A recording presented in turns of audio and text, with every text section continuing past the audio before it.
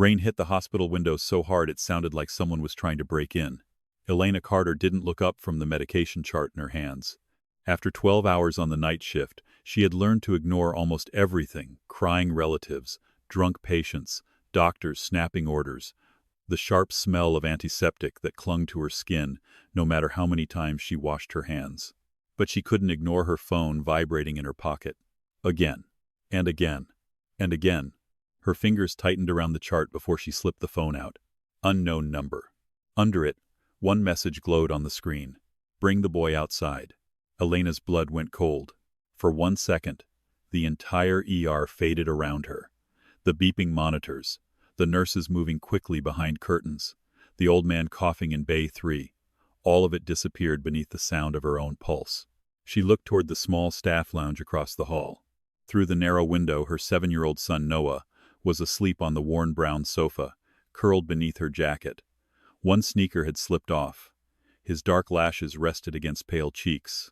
He looked so small under the fluorescent lights. Too small to be part of the nightmare chasing her. Elena deleted the message with trembling hands. Then another one came. You have 5 minutes. Her stomach twisted. Ellie? One of the nurses called from the station. You okay? Elena forced herself to breathe. Yeah, just checking on Noah. She walked toward the lounge, trying not to run, trying not to show fear. That was the first rule she had learned after leaving her husband's debt behind. Never let predators smell blood. But halfway across the ER, the automatic doors slid open. A gust of cold rain swept in. Everyone turned. 3 men entered first. Black suits, wet shoulders, no expressions. They didn't look like visitors. They didn't look like grieving family members. They looked like men who had buried both and slept peacefully afterward. Behind them came a 4th man, tall, silent, dressed in a black coat that made the entire bright hospital seem dimmer around him. His dark hair was damp from the rain, pushed back from a face too calm to be kind, sharp jaw, tired eyes, a scar cutting faintly through one brow. Power moved with him before he even spoke. The ER went quiet in a way Elena had never heard before. Not professional quiet, fear quiet. One of the security guards at the entrance took 1 step forward, then stopped when the man's gaze shifted toward him. That was all it took. The guard lowered his hand. Elena knew who he was before anyone said his name. Luca Moretti. The man people whispered about in waiting rooms when police sirens passed too close. The man whose family owned half the city without signing their names to anything. The man women feared, men obeyed, and criminals prayed never noticed them. And he was staring directly at her. Elena's fingers curled around her phone. Luca crossed the ER slowly, the wet soles of his shoes leaving dark marks on the pale floor. His men spread out behind him without needing orders. One blocked the entrance. One stood near the elevators. One watched every doctor, every nurse, every camera. Elena stepped in front of the lounge door before she realized she had moved. Luca noticed. His eyes flicked once to the window behind her, to Noah, then back to her face. Elena Carter, he said. His voice was low, rough, controlled. She swallowed. This is a hospital. I know. You can't come in here like this. A faint shadow crossed his mouth. Not quite a smile. And yet, here I am. Fear climbed up her spine, but she lifted her chin. My son is sleeping. Whatever you want, keep your voice down. Something changed in his eyes. Not softness. Something more dangerous. Interest. The phone vibrated again in her hand. Luca's gaze dropped to it. Elena tried to hide the screen, but he was already too close. Close enough for her to smell rain, expensive cologne, and blood beneath both. His hand moved fast. Not touching her. Just taking the phone from her fingers with the calm certainty of a man who had never been refused. Elena gasped. Give that back. Luca read the message. For the first time since he entered, the cold mask on his face cracked. Not with surprise, with violence. His eyes went flat. One of his men stepped closer. Boss? Luca turned the phone slightly, showing him the screen. The man's expression hardened instantly. Elena felt the room tilt. You know who sent that? She whispered. Luca looked through the lounge window again. Noah shifted in his sleep, hugging Elena's jacket tighter. When Luca spoke, his voice was quiet enough that only she could hear it. Someone who wants to die tonight. Elena's breath caught. No, she said quickly. No, I don't want trouble. I don't want anyone hurt. I just need my son safe. Luca looked down at her. There was no warmth in his face, no promise of mercy. But his next words wrapped around her like a locked door between Noah and the world. Then listen to me carefully, nurse. He leaned closer, his shadow falling over her. From this moment on, nobody touches that boy. Elena's throat tightened. Outside, headlights cut through the rain. A black van rolled slowly to the curb. Luca saw it through the glass doors. So did Elena. Her phone buzzed one final time in his hand. Time's up. Luca's expression didn't change, but every man around him reached beneath his jacket. And behind Elena, in the staff lounge, Noah opened his eyes. Noah sat up slowly on the lounge sofa, rubbing one eye with the back of his small hand. Mom? Elena turned so fast her shoulder hit the doorframe. For half a second she forgot the men in black coats, forgot the message, forgot the van outside. All she saw was her son blinking under the harsh fluorescent light, his hair flattened on one side, his little face confused and frightened because children always knew when the air changed. It's okay, she said, though her voice nearly broke. Stay right there, baby. But Noah was already looking past her. At Luca. At the armed men. At the emergency room that had gone so still, it didn't feel like a hospital anymore. It felt like the moment before something shattered. Luca's gaze moved to the child. Elena stepped fully into the doorway, blocking his view. The movement was instinctive. A mother placing her body between danger and the only thing she had left in the world. One of Luca's men glanced at her like she was either brave or stupid. Luca didn't. He looked at Elena with an expression she couldn't read. Then he gave one short command. Lock the entrance. The man by the door moved immediately. Elena's panic spiked. No, you are not turning this hospital into a war zone. Luca didn't raise his voice. It already is one. Outside, the black van sat beneath the emergency lights, rain sliding down its windshield in silver sheets. No one got out. No one drove away.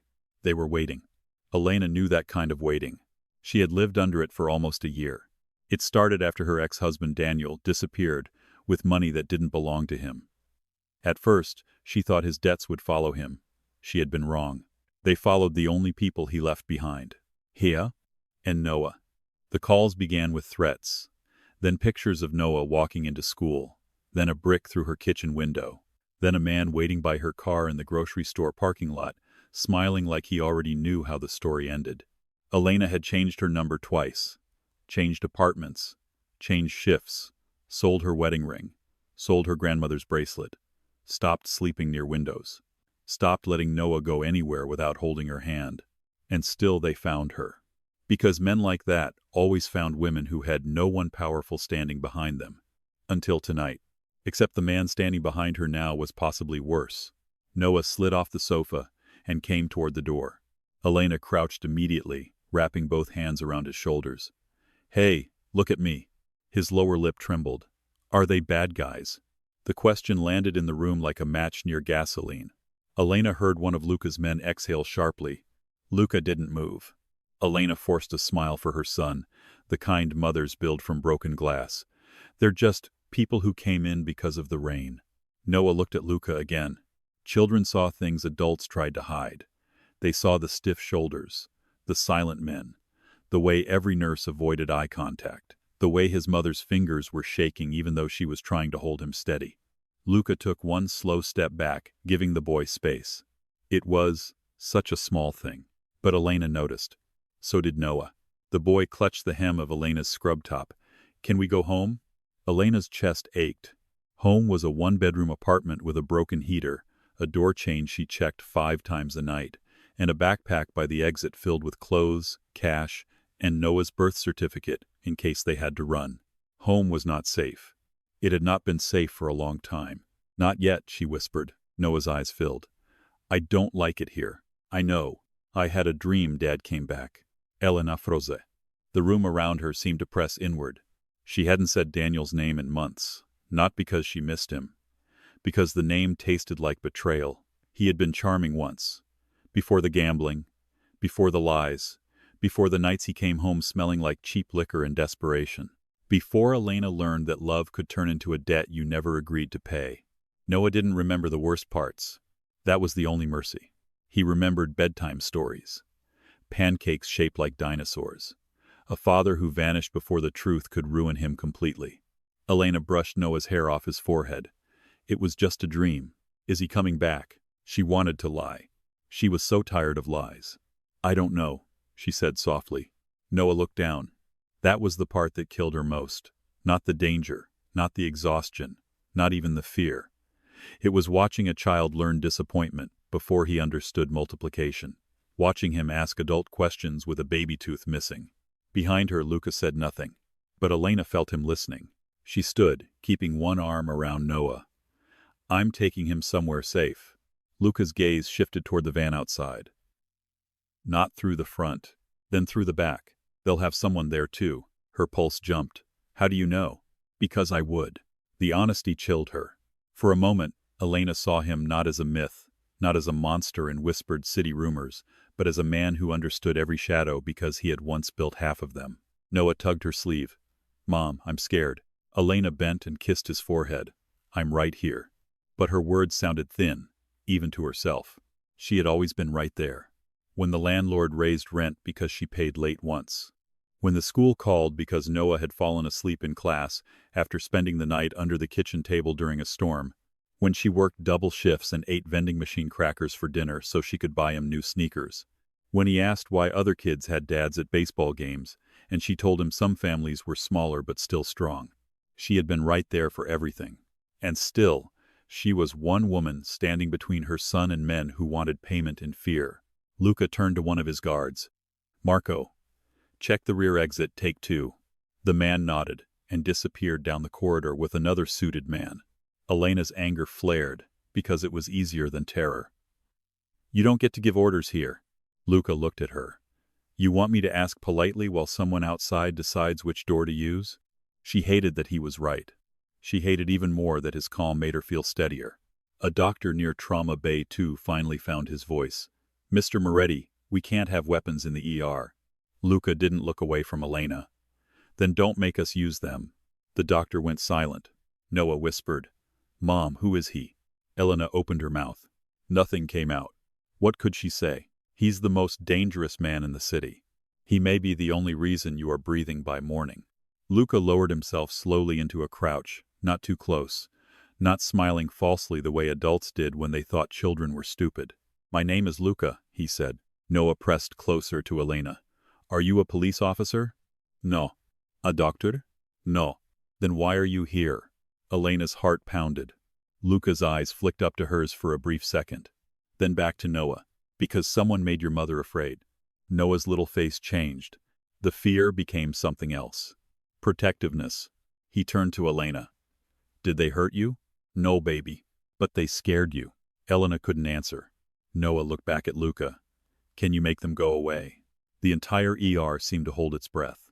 Luca stared at the boy. For the first time, something almost human moved across his face. Not kindness exactly, more like an old wound remembering pain. Yes, Luca said quietly. I can. Elena's stomach tightened. Promises from men like Luca Moretti were never free. She knew that. She had learned the cost of trusting dangerous men from Daniel's empty side of the bed and the debt collectors at her door. Still, when Noah's small fingers relaxed slightly in her scrub top, when his breathing slowed because he believed this stranger could stop the monsters, Elena felt something inside her break. Not trust. Not yet. But exhaustion. A terrible, aching exhaustion from being the shield, the sword, the roof, the lock, the prayer, the whole world for one little boy. And for one dangerous second, she wanted to stop fighting alone. Marco returned from the hallway, face grim. Back exit is covered, he said. 2 men, maybe 3. Elena pulled Noah behind her again. Luca stood. The softness vanished as if it had never existed. How many in the van? He asked. Driver and 3 visible. Could be more. Luca handed Elena's phone back to her. His fingers brushed hers. Cold from the rain. Steady as stone. Take your son into the supply room behind Trauma Bay 1, he said. No. His eyes narrowed. This is not the time to be stubborn. I am not hiding in a closet while men shoot each other outside my hospital. You're not hiding. Luca leaned closer, voice low enough to cut. You're keeping him alive. Elena looked down at Noah. His face was pale. That decided it. She lifted him into her arms, even though he was getting too big to carry. Even though her back ached and her legs felt weak, Noah wrapped himself around her neck like he used to when he was 3. Luca stepped aside, clearing the path. As Elena passed him, Noah looked over her shoulder. Luca? Luca turned. If you make the bad men go away. Noah hesitated. Will you come back? Elena's breath caught. Luca didn't answer immediately. Rain hammered the glass doors. The black van's headlights burned through the storm. Then Luca Moretti looked at Elena's son with the expression of a man who had just been handed something far more dangerous than a gun. A reason. Yes, he said. I'll come back. The supply room smelled like bleach, cardboard, and latex gloves. Elena shut the door with her hip and turned the lock with fingers that refused to stop shaking. The tiny room was barely big enough for 2 shelves of medical supplies, a rolling cart, and the mop bucket tucked into the corner. The fluorescent light above them flickered once, buzzing like an insect trapped in glass. Noah clung to her neck. Mom, he whispered. Are they going to shoot? Elena closed her eyes. She wanted to say no. She wanted to tell him the world was kinder than that. That monsters stayed in stories. That if you worked hard enough, loved hard enough, prayed hard enough, your child would never have to learn the sound of gunfire in a hospital hallway. Instead, she lowered him carefully to the floor and knelt in front of him. Listen to me, Noah. She cupped his face in both hands. No matter what you hear, you stay quiet. You stay with me. You don't open this door unless I tell you. His eyes filled with tears. What about Luca? The name hit her harder than it should have. Luca. Not Mr. Moretti. Not the Mafia boss. Just Luca. Spoken with a child's fragile trust. Elena swallowed. He knows what he's doing. Is he our friend? The question was too innocent for the danger outside. Elena brushed her thumb across Noah's cheek. I don't know. But he said he'd come back. I know. People who say that don't always come back. Elena went still. For a moment she saw Daniel again. Standing in their old kitchen with a duffel bag in one hand, and apologies pouring from his mouth like they meant something. He had kissed Noah's forehead while the boy slept, whispered he would fix everything, and walked out before sunrise. He never came back. Not for Elena. Not for his son. And somehow his absence had still managed to destroy them. Elena pulled Noah against her chest and held him tightly enough that he couldn't see her face. This time, she whispered, we are going to be okay. Outside the door, voices moved through the hallway. Not the nurses. Not the doctors. Men. Hard steps. Low commands. The metallic click of something being checked. Elena pressed one hand over Noah's ear and listened with the other. A crash came from the front of the ER. Someone screamed. Noah jolted. Elena tightened her arms around him. Shush, baby. Look at me. Just look at me. But through the thin door she heard Luca's voice. Calm. Deadly. You came into my city, threatened a nurse, and pointed your men at a child. Another voice answered, rough and smug. We didn't come for you, Moretti. Elena's stomach dropped. She knew that voice. Trevor Haynes. He was the man who had waited by her car at the grocery store 3 weeks ago. The man with a shaved head, gold tooth, and a smile that made her skin crawl. He had leaned close enough for her to smell tobacco on his breath and told her that debt didn't disappear just because husbands did. She had handed him $800 that night, every dollar she had saved for Noah's school trip. He had taken it and laughed. Then he said, interest had a heartbeat. Elena slowly covered Noah's other ear. Trevor's voice came again, louder now, carrying through the corridor like he wanted her to hear. She's not yours. The boy isn't yours. This is business. Lucas said nothing. The silence that followed was worse than shouting. Then Trevor laughed. You protecting single mothers now? That's sweet. Didn't know the Moretti family had gone soft. Elena felt Noah tremble against her. She lowered her mouth to his hair. Count with me, she whispered, quietly. 1. Noah sniffed. 1. Tful. Tful. Another crash. This time closer. The supply room shelves rattled. Noah buried his face in her scrub top. Elena kept counting, her voice barely more than breath. But the past had already pushed its way into the room with them. She remembered the first night Trevor came to her apartment. He hadn't knocked. He had kicked the door once, hard enough to crack the frame, then stood there smiling when she opened it with a kitchen knife hidden behind her back. He had looked over her shoulder at Noah's toy cars scattered on the rug. Cute kid, he had said. That was when Elena understood the debt was no longer about money. It was about control. Men like Trevor didn't just want payment. They wanted fear to kneel. They wanted women like Elena to understand that no door, no lock, no hospital badge, no mother's love could keep them out. And now he had followed her into the only place she still believed had rules.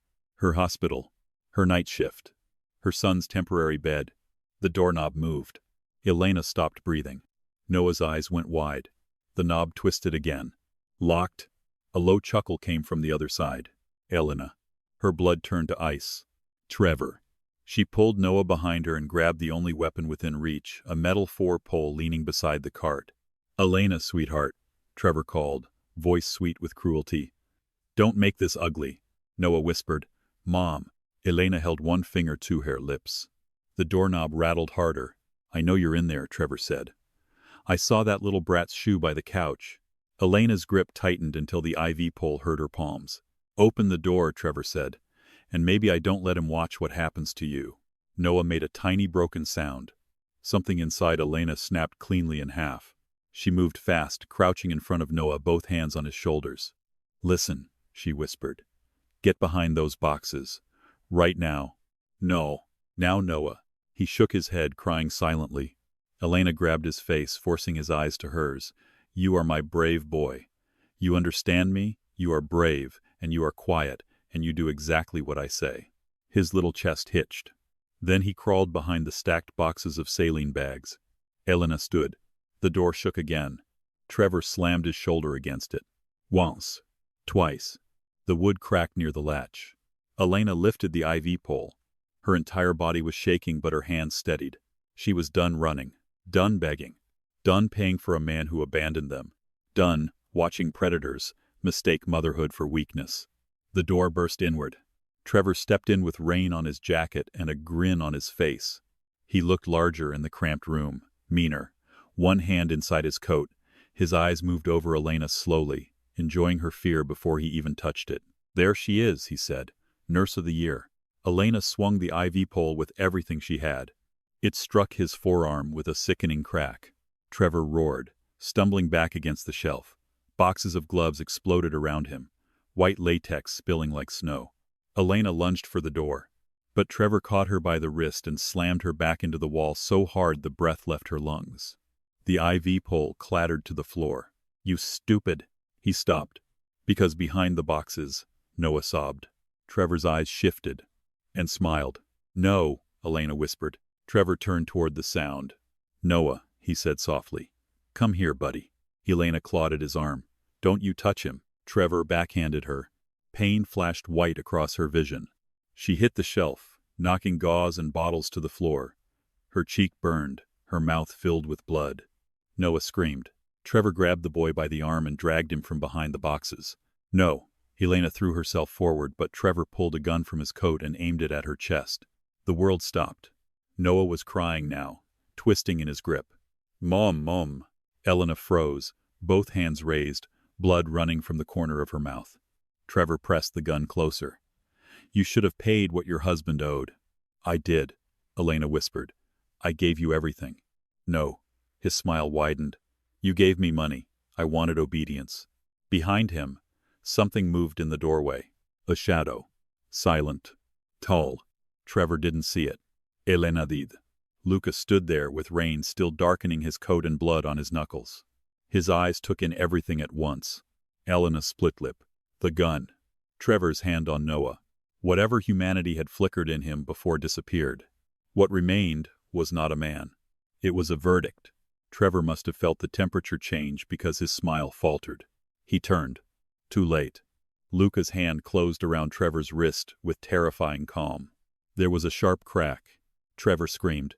The gun hit the floor. Noah stumbled free, and Elena caught him so hard they both fell to their knees. Luca didn't look at them. He dragged Trevor close by the broken wrist, his voice so quiet it made the room feel colder. You touched the boy. Trevor gasped, face white with pain. Moretti, wait. Luca slammed him into the wall. The shelves shook. You touched her. Trevor choked. I didn't know she was under your protection. Luca leaned in. She wasn't. His eyes moved once to Elena and Noah, huddled together on the floor. Then back to Trevor. She is now. Trevor's face changed. Real fear finally entered it. Not fear of pain. Fear of understanding too late that he had walked into the wrong story. Luca released him. Trevor collapsed to the floor, cradling his ruined wrist, breathing hard. Elena pulled Noah against her, trying to cover his eyes, but Noah stared at Luca through his tears. Luca crouched in front of him, ignoring Trevor completely now. His voice changed when he spoke to the boy. Still rough. Still low. But careful. Did he hurt you? Noah shook his head. Luca's gaze dropped to the red mark forming on the boy's arm where Trevor had grabbed him. His jaw tightened. Elena noticed. So did Trevor. Please, Trevor whispered from the floor. Boss, please. It was just business. Luca stood slowly. Then his phone rang. Every person in the supply room froze. Luca answered without taking his eyes off Trevor. He listened. His expression darkened. Then he looked at Elena. And for the first time all night, she saw something like shock pass across his face. What is it? She whispered. Luca lowered the phone. Outside, sirens began to wail in the distance. His voice was quiet. Daniel Carter is alive. Elena did not move. For a moment, the words made no sense. Daniel Carter is alive. They hung in the supply room, impossible and poisonous, louder than the sirens outside, louder than Noah's shaking breaths against her chest, louder than the blood rushing in her ears. No, she whispered. Luca watched her carefully. Not with pity. With calculation. The kind of calculation that made her feel as if he was already rearranging the entire city around one new piece of information. Elena shook her head. No, that's not possible. Trevor laughed from the floor. It was a broken, breathless sound, but it still carried enough cruelty to cut. You really thought he was gone? Elena turned toward him slowly. Trevor was pale, sweating, his ruined wrist cradled against his chest. The confidence had been beaten out of his posture, but the satisfaction in his eyes remained. He had nothing left to win except her pain, and he was greedy for it. You knew? She asked. Trevor smiled through clenched teeth. Everybody knew except you. Noah lifted his head from Elena's shoulder. Mom? His voice was tiny. Dad is alive? Elena felt something inside her collapse.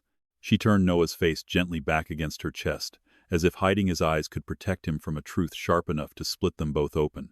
I don't know, baby. But her voice betrayed her. Because suddenly every unanswered question from the past year returned with teeth. The missing accounts. The phone calls from blocked numbers where nobody spoke. The men who always knew where she moved.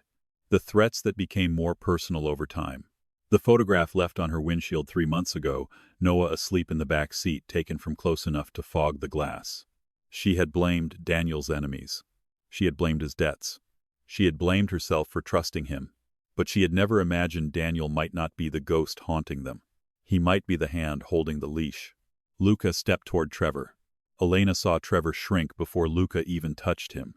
Talk, Luca said. Trevor swallowed. I don't know everything. Luca's silence made that answer feel dangerous. Trevor rushed on. He came to us after he disappeared.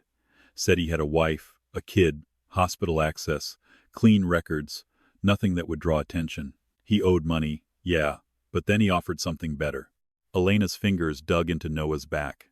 What did he offer? She asked. Trevor looked at her. For the first time, something close to hesitation crossed his face. Luca moved so fast Elena barely saw it. 1 second Trevor was on the floor, the next Luca had him pinned against the wall by his throat, feet scraping uselessly beneath him. What did he offer? Luca repeated. Trevor choked, eyes bulging. Information. Elena's stomach turned. What information? Trevor's gaze flicked toward Noah. Elena stood so abruptly Noah stumbled behind her. No. The word tore out of her. Luca's grip tightened. Trevor gasped. Not the kid, not at first. He gave names, schedules, ER transfers, police protection routes, people who came through the hospital under fake names. Luca went still. Something dark moved behind his eyes. Elena felt the temperature of the room change again. Trevor coughed. Daniel said hospitals were perfect. People disappear in hospitals all the time. Records get changed, bodies move, witnesses sedated, guards distracted. Elena stared at him, horrified. She thought of every patient she had ever comforted, every frightened woman in a curtain bay, every injured stranger brought in under police watch. Every night she had gone home exhausted, believing the hospital was at least trying to save people. And somewhere beneath that fluorescent light, her husband had been selling weakness. Selling fear. Selling access. No, she said again, but this time it came out hollow. Luca released Trevor. He dropped hard to the floor, coughing. Elena looked at Luca. Why does that matter to you? Luca didn't answer immediately. His face had become unreadable again, but his eyes were no longer on Trevor. They were on her, as if he was deciding how much truth she could survive. Because one of those transfers was mine, he said. Elena's breath stopped. The night I was brought into your ER with a gunshot wound, Luca continued, voice low, someone knew I was coming before my own men did. Elena remembered that night. She had tried not to, but it had burned itself into her memory. A black SUV roaring into the ambulance bay at 2:13 a.m., men shouting in Italian, blood across white tile. Luca Moretti unconscious on a gurney, his black shirt soaked through, his pulse weak beneath Elena's fingers. She had cut him open without asking who he was. She had pressed gauze into a wound, while armed men threatened the entire surgical team with their eyes. She had ignored them, ignored the guns, ignored the fear, because a dying man was a dying man. And when Luca woke for 30 seconds under the white emergency lights, his hand had locked around her wrist. His eyes had found hers, not pleading, commanding. Stay. So she had stayed. She had told herself afterward that it meant nothing. Just trauma. Just adrenaline. Just one more violent night in a city full of violent men. Now Luca was looking at her like that moment had never ended. Daniel sold your location? She whispered. That's what I'm going to find out. Trevor let out a bitter laugh. You think this is just about Daniel. You're late, Moretti. Luca turned his head slowly. Trevor's laugh died. What does that mean? Elena asked. Trevor looked at her, breathing hard. Then he smiled. He didn't just disappear because he was scared. He disappeared because someone paid him to. Who? Luca asked. Trevor's eyes gleamed. The man who wants your empire. Silence crashed into the room. Even Noah stopped crying. Luca stared at Trevor for a long second. Then he said one name. Viktor Sokolov. Trevor's smile widened just enough to confirm it. Elena didn't know the name, but she saw what it did to Luca's men at the doorway. Marco's face hardened. Another guard muttered something under his breath in Italian. The entire mood shifted from contained violence to something older, bigger, uglier. Luca looked back at Elena. Victor tried to kill me last year. The night I treated you, she whispered. Yes. Elena felt sick. Her life, Daniel's lies, Noah's fear, Luca's, they had all been threads in the same trap. Trevor dragged himself backward until his shoulders hit the wall. Daniel was useful, a scared husband, a broke father, a man nobody would miss if he vanished. Victor turned him into a ghost. Elena's eyes burned. Daniel hadn't been taken from them. He had chosen to become invisible. And he had left his wife and son in the open, where the wolves could see them. Noah stepped forward before Elena could stop him. His little face was pale, his eyes wide and wet. Did my dad know they were scaring Mom? Trevor's smile faded slightly. Elena reached for Noah, but Luca moved first, not grabbing him, not frightening him, just placing one hand in front of the boy like a quiet barrier. Don't, Luca said to Trevor. Trevor looked up at him. There was warning in Luca's voice. A warning even a cruel man understood. But Trevor had already lost everything. So he looked at Noah and whispered, Your dad gave us your school address. Elena made a sound she didn't recognize. Noah stood completely still. Not crying. Not shaking. Just still. That was worse. Elena dropped to her knees in front of him. Noah. Look at me. But Noah was staring past her at nothing. My dad? He whispered. Elena pulled him into her arms. This time he didn't cling back right away. That broke her more than tears would have. Luca turned away. His face was stone, but the hand at his side curled into a fist so tight the knuckles whitened. Take him out, he said. Marco stepped in and grabbed Trevor by the back of his coat. Trevor panicked. Wait, I told you what I know. Luca walked close enough that Trevor stopped breathing. No, Luca said quietly. You told me enough to know you're still hiding something. Trevor's eyes flicked to Elena again. And there it was. A secret. Small. Fast. Terrified. Luca saw it too. He leaned down. What else? Trevor shook his head. I don't. Luca's voice dropped lower. Do not make me ask again. Trevor broke. He's here. Elena's entire body went numb. What? Trevor swallowed. Daniel, he's in the city. Noah slowly turned his head. Elena couldn't breathe. Trevor looked at her, and this time his cruelty had been replaced by fear. He came back 2 days ago. Luca's jaw tightened. Where? Trevor hesitated. Marco twisted his broken wrist. Trevor screamed. The old church on Mason Street, he gasped. Victor's men are using it as a meet point. Elena rose unsteadily, Noah tucked against her side. Daniel was alive. Daniel had betrayed them. Daniel was close enough to touch. And for reasons she didn't understand, the thought didn't bring relief. It brought a colder fear. Because if Daniel had come back, it wasn't for forgiveness. It wasn't for Noah. It was because whatever trap he had helped build was finally closing. Luca turned to Elena. You and Noah are coming with me. No. The word came automatically. Elena. No. She backed away, holding Noah tighter. I am not letting my son anywhere near this. You think distance protects him? Luca asked. They already found him in a hospital. Her eyes filled, but she refused to let the tears fall. You don't get to decide what happens to my child. For a moment Luca said nothing. Then he stepped closer, slowly enough that she could move away if she wanted. I know, he said. The softness of it stunned her more than his anger would have. Luca looked down at Noah. I told you I would come back, he said. Noah's voice was barely audible. You did. And I told you I could make the bad men go away. Noah nodded. Luca's eyes lifted to Elena's. But to do that, I need to know where all of them are. Elena understood. The church. Daniel. Victor. The men hunting her son. All roads now led to the same place. Outside, thunder rolled over the city. Police sirens grew closer, but Elena no longer felt safer hearing them. Not when Daniel had sold hospital routes. Not when enemies could wear uniforms. Not when every rule she believed in had already been broken. She looked at Luca Moretti, the man everyone feared. The man who had cracked Trevor's wrist for touching her child. The man who had stood between Noah and a gun. The man who carried violence like a second skin, yet spoke to her son like he understood fragile things. Elena hated that she needed him. But she needed him. Her voice shook. If I go with you, you do not lie to me. Luca held her Gaza. I won't. You do not make decisions about Noah without me. I won't. And if Daniel is really there, her throat tightened. You let me ask him why. Something dark passed through Luca's face. Then he nodded. You ask first. Elena heard the unspoken promise beneath it. After that, Daniel belonged to him. Noah slipped his hand into hers. Then, hesitantly, he reached his other hand toward Luca. Elena froze. Luca did too. For one strange, impossible second, the most feared man in the city looked almost uncertain. Then he took Noah's hand. Carefully, as if he were holding something breakable. They stepped out of the supply room together. The ER was a wreck of broken glass, overturned chairs, rainwater, blood, and terrified silence. Nurses stared. Doctors looked away. Luca's men formed a wall around them without being told. At the entrance, beyond the flashing red glow of ambulance lights, the city waited under the storm. And somewhere across town, in an abandoned church, a dead husband was preparing to meet the wife and son he had sold. Luca opened the back door of the black SUV. Elena climbed in with Noah.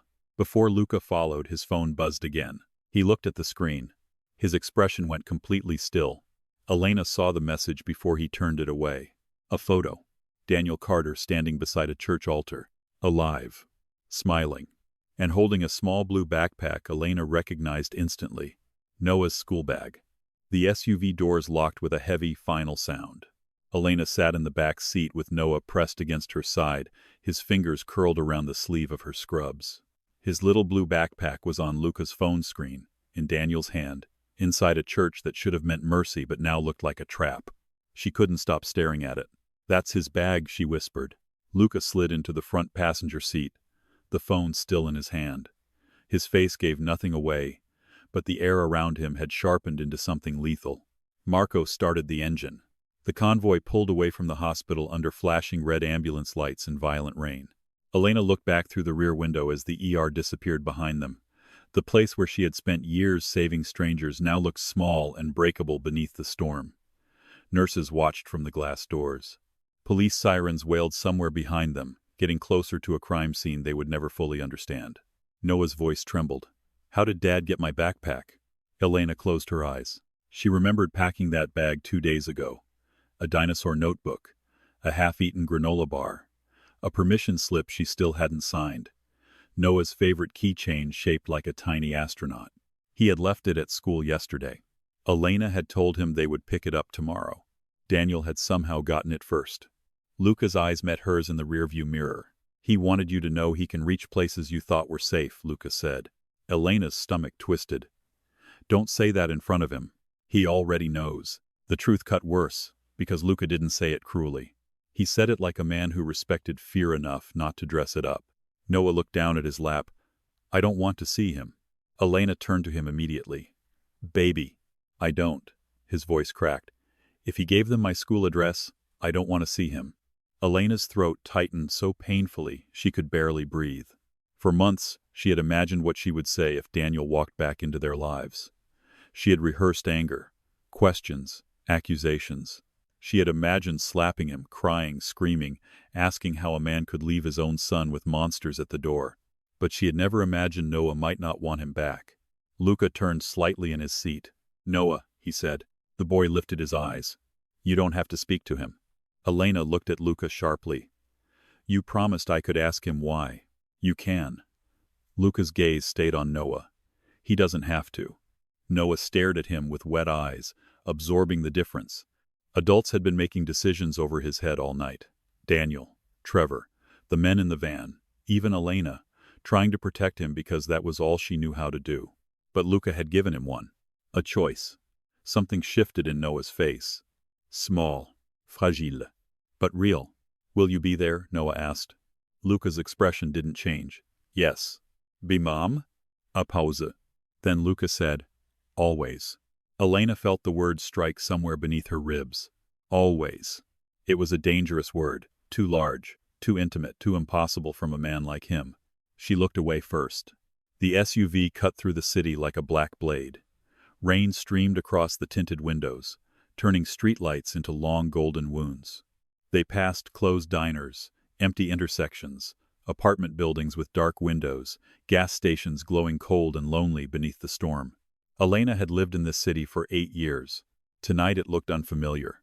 Not because the streets had changed, but because she was seeing the hidden city beneath it, the city Luca owned, the city Daniel had used, the city where men like Viktor Sokolov could turn hospitals and schools into pieces on a board. Marco's phone buzzed on the dashboard. He glanced at the screen. Boss, he said quietly, Victor's men are moving near Mason. How many? 6 outside, maybe more inside. Luca nodded once. No police? None yet. Luca's mouth hardened. Good. Elena leaned forward.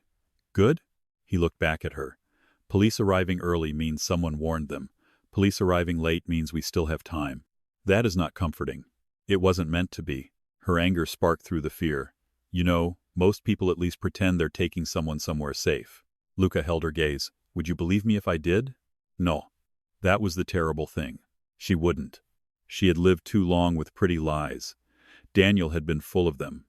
Gentle lies, warm lies, lies with apology flowers and promises to change, lies that held her hand while pushing her closer to a cliff. Luca's honesty was brutal, but it was honest. Noah shifted against her, exhausted. His small body was heavy with fear and sleeplessness. Elena wrapped an arm around him, stroking his hair. Where are we going after the church? She asked. My house. Her head snapped up. Absolutely not. Luca didn't react. It's fortified. I don't care if it's surrounded by tanks. It nearly is. That is not helping. For the first time, Marco made a sound that might have been a suppressed laugh. Luca gave him one look. The car went silent again. Elena leaned forward, lowering her voice. My son is not sleeping under the roof of a Mafia family. Luca turned toward her fully now. In the dim interior light, his face looked carved from shadow and rain. The scar through his brow caught a passing street lamp and vanished again. Your son was almost taken from a hospital, he said. Your apartment is compromised. His school is compromised. Your husband is working with a man who tried to kill me. Every place you know has already been touched. Elena's eyes burned. Don't talk about my life like it's a crime scene. It is. The words were quiet, merciless, true. Noah curled tighter against her. Elena looked down and lowered her voice. I built that life from nothing. Luca said nothing. She hated that once she started, she couldn't stop. I worked nights because childcare was cheaper in the morning. I learned which grocery stores marked down bread after 9. I paid rent before I bought myself winter shoes. I smiled at teachers who looked at me like I was failing him because I showed up in scrubs with blood on the cuffs. Her voice shook. I know it wasn't much. I know our apartment door sticks. I know the heater sounds like it's dying. I know he sleeps on the couch when my schedule gets bad because I can't always find a sitter. But it was ours. Luca's gaze stayed fixed on her. No interruption. No judgment. That made it worse. It was the only thing Daniel didn't get to take from us, she whispered, and now you're telling me even that was never safe. For a long moment, only rain filled the silence. Then Luca said, I'm not telling you to make you feel powerless. No? No. His eyes moved briefly to Noah. I'm telling you because pretending a burning house is warm doesn't save the child inside. Elena looked at him. Something inside her wanted to fight him. Something else was too tired to deny the smoke. The convoy slowed 2 blocks from Mason Street. Marco killed the headlights. The SUV rolled to the curb behind an abandoned laundromat, followed by 2 more black vehicles. Men stepped out into the rain without speaking, weapons hidden beneath coats, eyes scanning rooftops and alleyways. Luca opened his door. Elena grabbed Noah's hand. We're staying in the car. Luca paused. No. Her fear ignited into fury. No? If Daniel has the backpack, he wants proof you came. If you stay here, Victor's men may circle behind us and use you as leverage. So your solution is to bring my child closer to armed criminals? My solution is to keep him where I can see him. Elena stared at him, breathing hard. Luca leaned closer, bracing one hand against the open doorframe. I know you don't trust me, he said. Good, don't trust easily. But right now, trust what you've seen. Trevor reached your son. I stopped him. Daniel marked your son. I found him. Victor is waiting inside that church. And if he thinks I came alone, we may have one chance to end this before he disappears again. Elena's voice dropped. And if it goes wrong? Luca's eyes darkened. Then I die before they reach him. The rain seemed to stop for one suspended second. Elena couldn't answer. Noah could. You shouldn't say that, he whispered. Luca looked at him.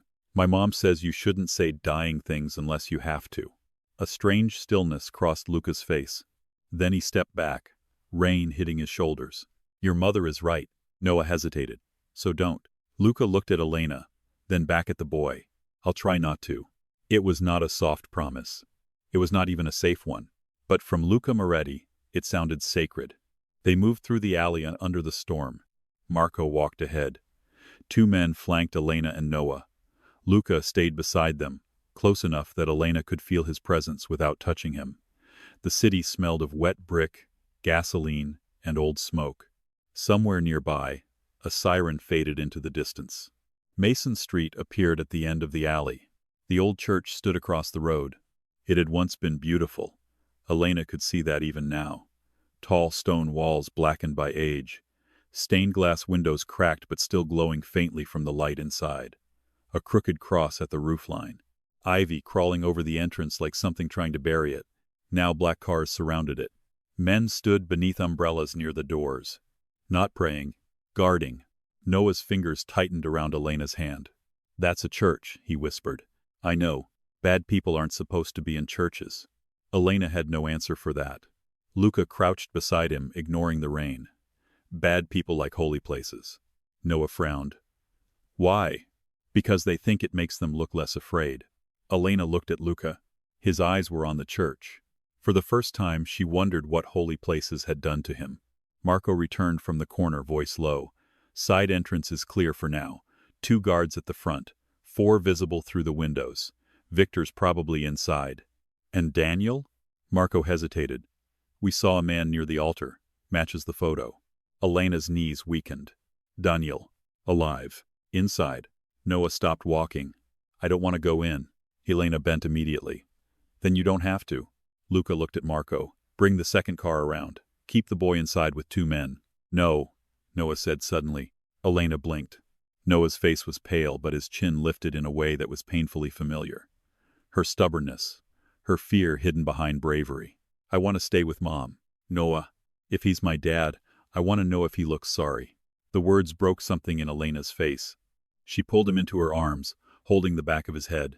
Luca watched them for a second, and Elena saw the violence in him change shape, not fading, never fading, but focusing.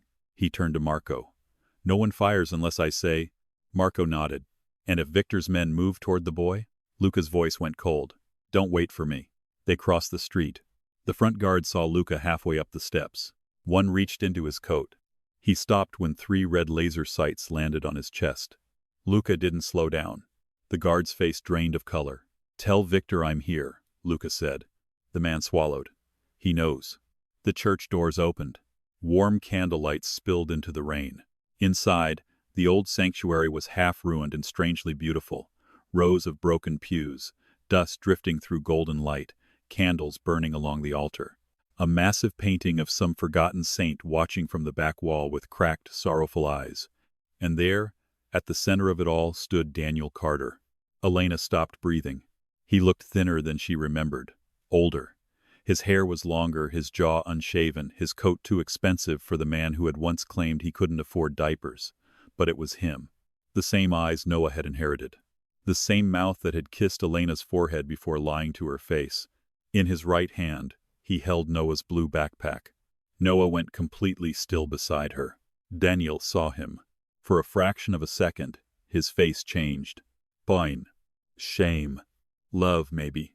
Then it disappeared beneath fear. "Elena," he said. Her name in his mouth felt like a wound reopening. She stepped forward, but Luca's hand closed gently around her wrist. Not stopping her. Reminding her he was there. Daniel's gaze dropped to Luca's hand. Something ugly passed over his face. "So it's true," Daniel said bitterly. "You ran straight to Moretti." Elena stared at him. After everything, those were his first words. Not "I'm sorry." Not "Noah." Not "Are you okay?" Just accusation. Her voice came out quiet. "You're alive." Daniel swallowed. "I can explain." Noah whispered. "Dad?" Daniel looked at him again. His face cracked. "Hey, buddy." Noah flinched. Elena felt it. So did Luca. The entire church seemed to darken around that tiny movement. Daniel took one step forward. "Noah, I never wanted." Luca moved slightly. Daniel stopped. From the shadows near the altar, another man began to clap. Slow, mocking. Elena turned. A tall man in a gray coat stepped into the candlelight. Silver hair, elegant posture, cold blue eyes that looked amused by pain. 2 guards moved with him. Luca's body went still beside her. "Family reunions," the man said with a faint Russian accent. "Always so emotional." Viktor Sokolov. Elena knew before anyone spoke. Power recognized power. But where Luca's danger felt controlled, Victor's felt rotten, polished cruelty. A man who didn't need to raise his voice because he enjoyed watching others bend toward it. Victor looked at Elena with interest. "So this is the nurse." Luca stepped in front of her slightly. Victor smiled. "Still protective. How touching." Daniel's hand tightened around the backpack. "You said they wouldn't bring Noah." Elena's heart slammed against her ribs. She looked at him slowly. "You knew we were coming?" Daniel's face went pale. Victor's smile widened. "Oh, Daniel," he sighed. "You disappoint me even when betraying people." Elena took a step toward her husband. This time, Luca didn't stop her. "You set this up?" she whispered. Daniel shook his head. "No, not like this." "Then like what?" He looked at Noah, then away. Elena's voice broke. "Look at me." Daniel did. And for 1 second she saw the man he had been before the debts, before the lies. Weak, yes. Selfish, yes. But not empty. That made it worse. "You gave them his school address," she said. Daniel's eyes filled. "I was trying to keep them away from you." Elena laughed once. It came out broken. "You gave them our son's school address to keep them away from us?" "They already knew where you lived." Noah made a small sound. Daniel looked desperate now. "I owed Victor. I didn't have a choice." Luca's voice cut through the church. "There is always a choice." Daniel turned on him. "Easy for you to say. Men are scared of you." Luca's eyes were flat. "They should be." Victor chuckled. Yes, very dramatic. "But we are not here to discuss Daniel's failures as a husband. We are here because Elena Carter has something I want." Elena froze. "I don't have anything." Victor tilted his head. "You saved Luca Moretti's life. That was my job." "No." Victor's smile thinned. "You saw who came into the hospital that night. You saw which of Luca's men were wounded. You saw the man who arrived late pretending to help. Luca's expression sharpened. Elena looked at him. What is he talking about? Victor's eyes glittered. She doesn't know? Daniel whispered, don't. Victor ignored him. The traitor in Luca's family. The one who opened the route for my men. The one Daniel was paid to coordinate with. Victor looked at Luca. She saw him that night. A cold wave passed through the church. Elena's mind flew back to that bloody night 1 year ago. The ER doors bursting open. Luca unconscious. Marco shouting for a surgeon. Men crowding the hallway. One man arriving later than the others. Not wet from rain. Not panicked. Calm. Too calm. He had stood near the medication cabinet and watched Elena work. She remembered his ring because it had caught the surgical light, a black stone set in gold. She remembered thinking it was strange for a bodyguard to wear something so expensive. Luca turned toward her. His voice was low. Elena. She whispered. There was a man. The whole church went silent. Luca stepped closer. Who? I don't know his name. Victor smiled like a man watching a fuse burn. Elena looked at Luca's men behind him. Marco. 2 others. Then her eyes moved to the tall guard near the left aisle. He stood very still. Black suit. Dark hair. Expressionless face. And on his right hand, a gold ring with a black stone. Elena's blood ran cold. The guard saw recognition hit her face. His hand moved toward his gun. Luca saw her eyes shift. That was all he needed. Renzo, Luca said softly. The man pulled his weapon. Chaos exploded. Marco slammed Elena and Noah behind a pew as gunfire cracked through the church. Stained glass shattered above them, raining colored fragments across the floor. Noah screamed. Elena covered his body with hers, her arms locked around him, her face pressed against his hair. Luca moved through the gunfire, like he had been born inside it. One shot. Tfo. A guard fell near the altar. Victor's men scattered behind pillars. Daniel dropped Noah's backpack and stumbled backward, yelling something Elena couldn't hear. Renzo fired at Luca. The bullet tore through Luca's coat near his shoulder. Elena cried out before she could stop herself. Luca didn't fall. He turned slowly toward the man who had betrayed him. The look on his face was terrifying. Not rage. Worse. Grief turned into execution. Renzo backed away. Boss. Luca shot the gun from his hand. Renzo screamed, clutching his bleeding fingers. Marco dragged him down hard, pinning him to the floor. The church rang with the echo of violence. Then silence returned in broken pieces. Candles flickered. Rain battered the roof. Elena lifted her head. Luca stood in the aisle, blood spreading darkly at his shoulder, his eyes locked on Victor. But Victor was smiling, because during the chaos, Daniel had moved. He was no longer near the altar. He was behind Noah. A small pistol trembled in his hand, pressed near his own son's head. Elena's entire soul stopped. No, she whispered. Daniel was crying. Actually crying. His hand shook so badly the gun trembled against Noah's hair. I'm sorry, he said. I'm so sorry.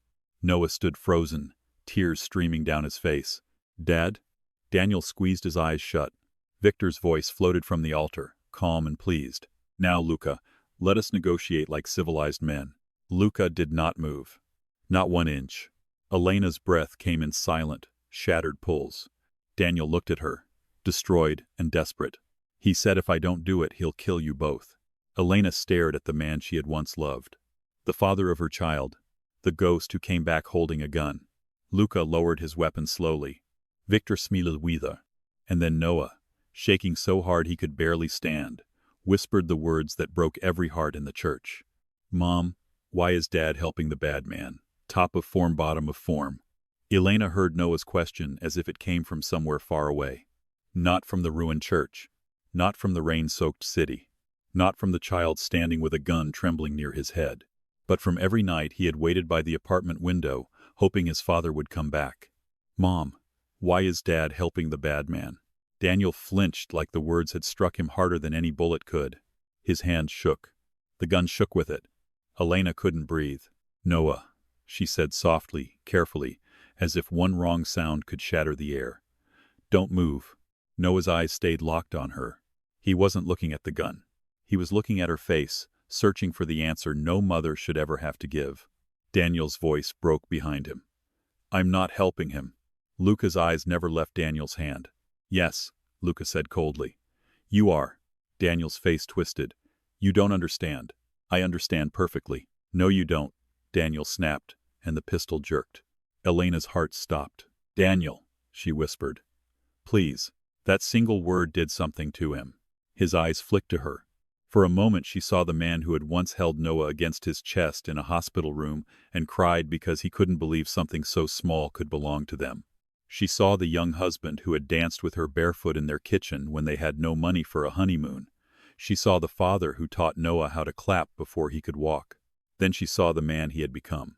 Sweating, cornered, weak enough to let monsters use his love as a leash.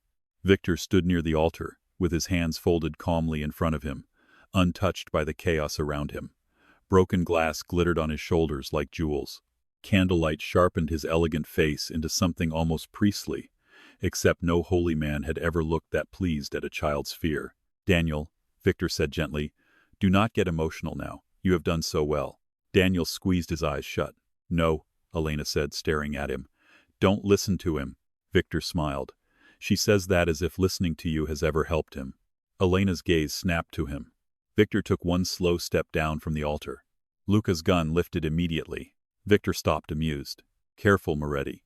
If you shoot me, poor Daniel may startle. Luca's jaw flexed. Blood ran from the wound at his shoulder, darkening his shirt beneath the torn coat. But his hand remained steady, terrifyingly steady. Elena knew that if Noah had not been in Daniel's grip, Victor would already be dead. Everyone in the church knew it. That was why Victor was smiling. He had found the only shield Luca would not shoot through. A child.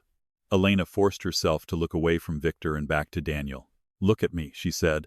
Daniel's eyes opened. Not him, me. His breathing was ragged. I'm sorry. No, don't say sorry. Not now. Just look at me.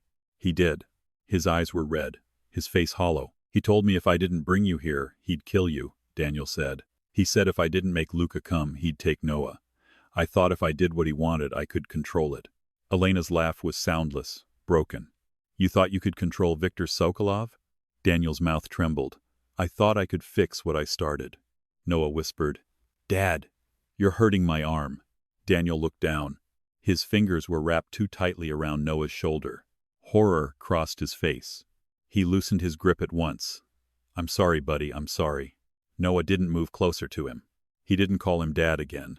He just stood very still, tears sliding silently down his cheeks.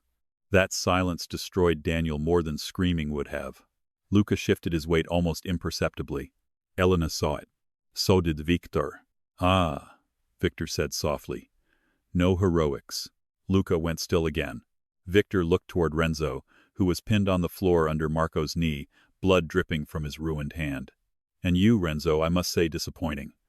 I expected cleaner work. Renzo spat blood onto the floor. You promised me the South Docks. I promised many people, many things. Luca didn't even glance at him. His attention stayed on Noah. Elena saw his mind working, measuring distance, angles, Daniel's unstable hand, Noah's height, Victor's guards, every heartbeat between death and survival. But Daniel was too close. The gun was too close. No plan was clean enough, and Daniel knew it. His eyes moved to Luca. Put the gun down. Luca didn't. Daniel's voice cracked. Put it down. Noah flinched. Luca slowly lowered his weapon. Elena felt something cold spread through her chest. Victor's smile widened. There, he said, civilization. Luca placed the gun on the floor. One of Victor's guards moved to retrieve it. Marco tensed. Luca gave the smallest shake of his head. Marco stayed where he was, fury carved into his face. Victor descended another step from the altar, enjoying every second. You see, Elena? This is why powerful men are fascinating. They spend years building empires from fear, loyalty, blood. Then suddenly one woman and one child walk into their lives, and all that power becomes a weakness. Elena looked at Luca. His eyes were on Noah, not on his empire, not on his wound, not on his gun lying on the church floor. On Noah. Victor noticed too. His voice became silk. Tell me, Luca, is it her or the boy? Luca said nothing. Victor tilted his head. Ah, both. How tragic. Elena's stomach twisted. Because Victor was wrong in the cruelest possible way. What lived in Luca's face was not weakness.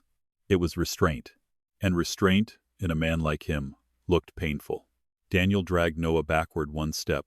Elena moved instinctively. The second she did, Victor's guard aimed at her. Luca's voice cracked through the church. "Don't." Everyone froze. The guard looked at Victor.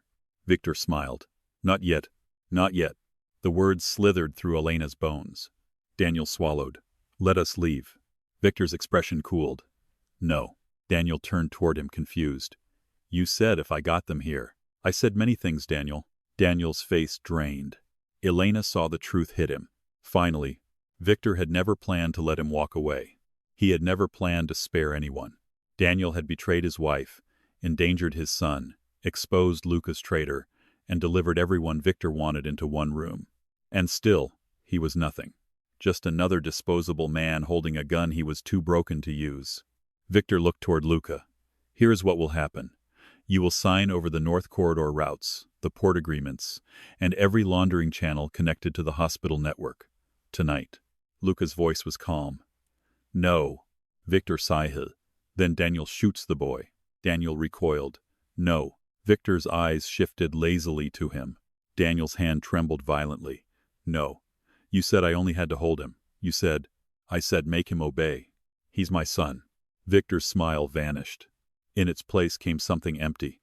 "Then prove he is worth more than your fear." Daniel looked sick. Noah's breathing turned shallow. Elena moved before she thought. "One step. Daniel." He looked at her. Her voice came out steadier than she felt. "Give him to me."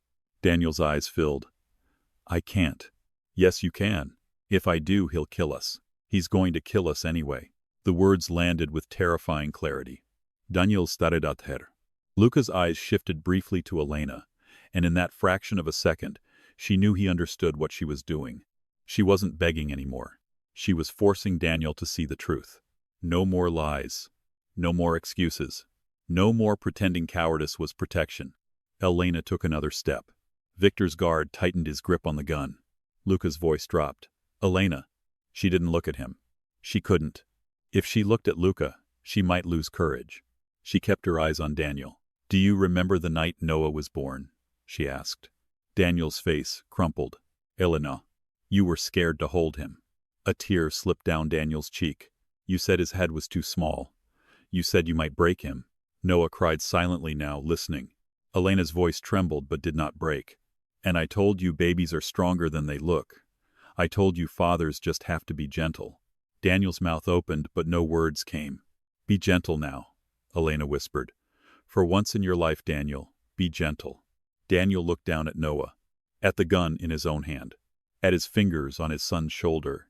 Something inside him collapsed. The pistol lowered half an inch. Not enough. But Luca saw it. Marco saw it. Victor saw it too. "No," Victor snapped. Daniel lifted his head, and for the first time since Elena had seen him again, his fear shifted into something else. Not bravery exactly. Desperation with a spine. "Run, Noah," Daniel whispered.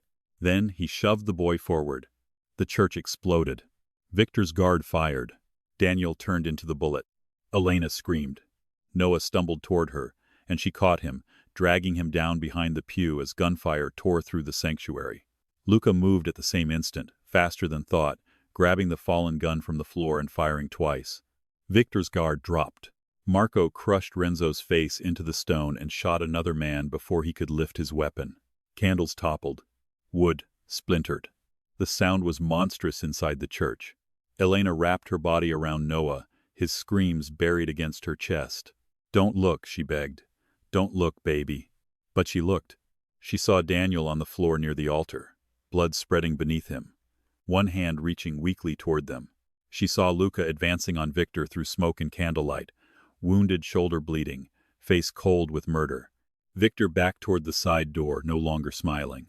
For the first time, the polished cruelty cracked. "Luca," he said, lifting one hand. "Think carefully." Luca fired. The bullet struck the stone beside Victor's head, close enough to shower him with dust.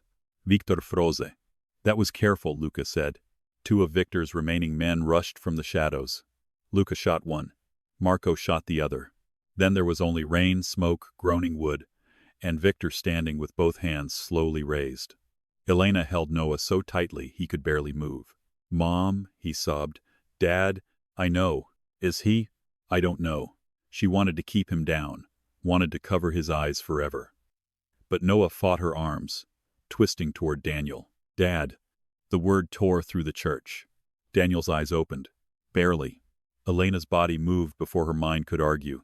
She grabbed Noah's hand and crawled toward Daniel, keeping low, slipping on glass and blood. Luca turned sharply. "Elena."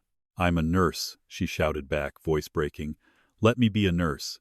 Luca's face tightened, but he let her go. She reached Daniel and pressed both hands over the wound high in his chest. Blood soaked through her fingers instantly. Too much. Too fast. Daniel looked at her with eyes already losing focus. "I'm sorry," he whispered. Elena shook her head, pressing harder. "Shut up."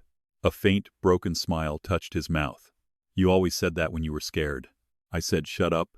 Noah dropped to his knees beside him. "Dad?" Daniel turned his head with effort. The sight of his son seemed to destroy what was left of him. "Noah," he breathed. Noah's small hands hovered helplessly over him. "Why did you do that?" Daniel coughed, blood touching his lips. "Because your mom was right." Elena's throat closed. Daniel's shaking hand reached for Noah, but stopped halfway, as if he no longer trusted himself to touch him. "I was bad at being brave," he whispered. "But you be better than me." Noah cried harder. "Don't go." Daniel looked at Elena. There was so much in that look. Regret. Love. Cowardice. Ruins. A whole marriage burned down to one final breath. "He has a safe deposit key," Daniel whispered. Elena froze. "What?" Daniel's eyes flickered toward Victor. Luca had him on his knees, now near the altar, gun aimed at the back of his head. Daniel's voice weakened. Victor kept records, payments, names, police, judges, hospital staff, all of it. Elena pressed harder on the wound, even though some part of her knew it was useless. "Where?" Daniel's breath rattled. "Noah's backpack." Elena's eyes widened. "The astronaut keychain," Daniel whispered. "Inside. I hid it before they took me. I thought one day." His eyes closed. Elena shook him. "Daniel." His eyes opened again. "Barely. I didn't sell Noah because I didn't love him." His gaze moved to his son. "I sold everything because I was too afraid to die for him." Noah sobbed. Daniel's hand found Elena's wrist. "Weak. Cold. Don't let him become me." Then his grip loosened. "Daniel," Elena said sharply. No answer. "Daniel." Noah screamed for him. Elena kept pressure on the wound long after there was no pulse beneath her hands. Because stopping meant accepting it. Because accepting it meant Noah had watched his father return, betray him, save him, and die all in the same night. Because some wounds were too cruel for one childhood. Luca's shadow fell over them. Elena didn't look up. Noah was bent over Daniel's body, crying in a way Elena had never heard from him before. Not frightened, not angry, broken. Luca lowered himself slowly beside the boy. For once he had no command. No threat. No perfect cold answer. He simply placed his coat around Noah's shaking shoulders. Noah turned blindly into him. And Luca, the man who made killers lower their eyes, held Elena's son while he cried over another man's body. Elena watched through tears she couldn't stop. Something inside her shifted then. Not love. Not trust. Something more dangerous because it was born in grief. She saw what Luca could have done. He could have dragged Victor away. He could have ignored Daniel's last words. He could have treated Noah as a complication. Instead, he knelt in blood and broken glass and let a child fall apart against him. Victor's voice cut through the moment. So touching. Luca's head lifted. The church went cold. Victor remained on his knees, Marco's gun now trained on him. But even captured, he had the arrogance of a man who believed the board still belonged to him. "Kill me," Victor said, "and the files disappear. Half the city burns. The police take your nurse. The boy becomes evidence. Daniel's little key will open a box already emptied." Elena slowly stood. Her scrubs were soaked with Daniel's blood. Noah's backpack lay near the altar where Daniel had dropped it during the shooting. The tiny astronaut keychain dangled from the zipper, bright blue and absurdly innocent against the ruin around it. Luca's eyes moved to it.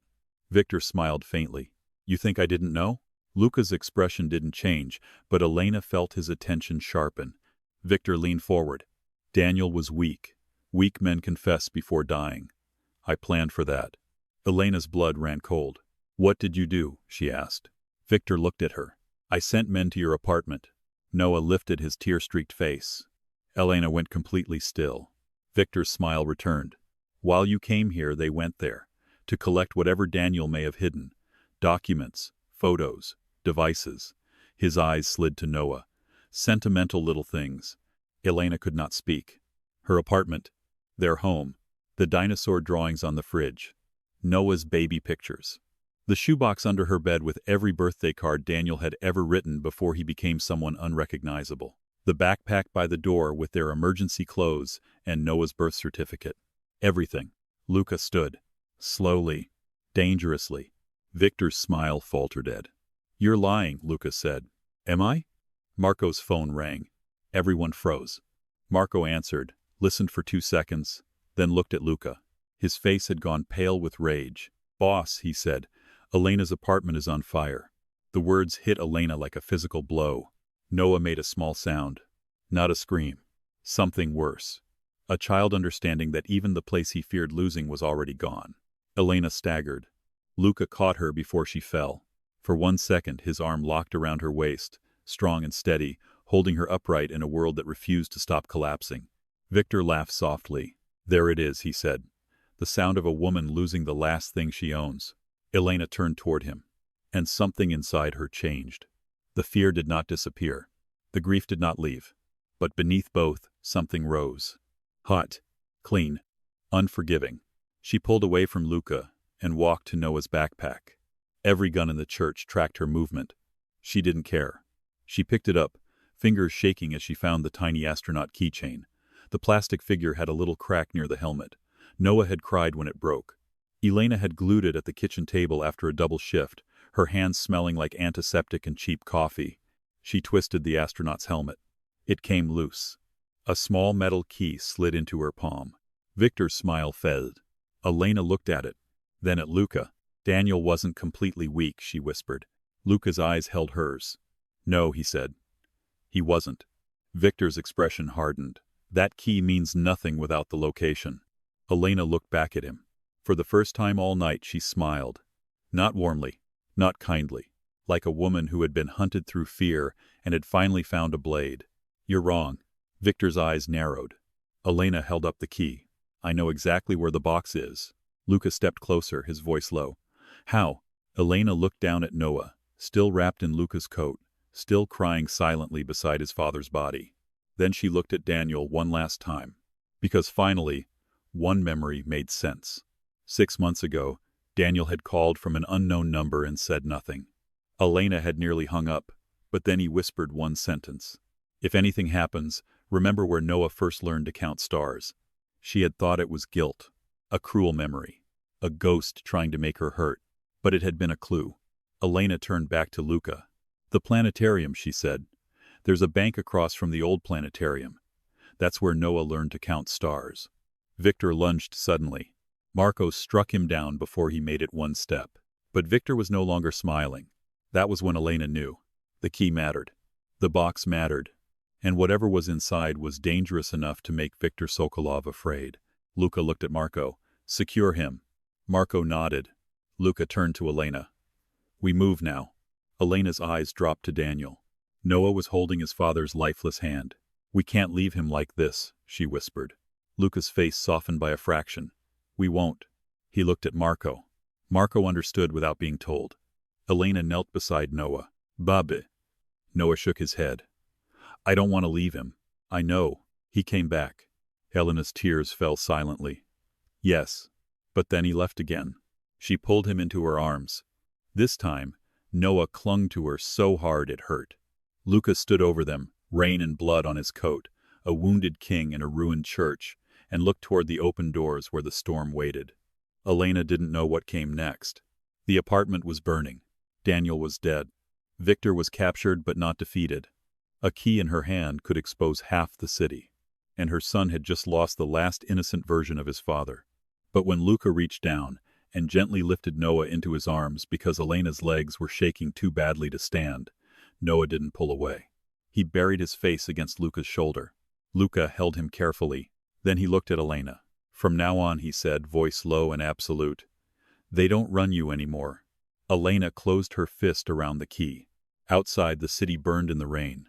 And somewhere across from the old planetarium, the truth was waiting behind steel. The city looked different when it was burning. Elena saw the glow before they reached her street. Orange light pulsed between buildings, reflected in rainwater and windshield glass, turning the night into something feverish. Fire trucks blocked the road ahead.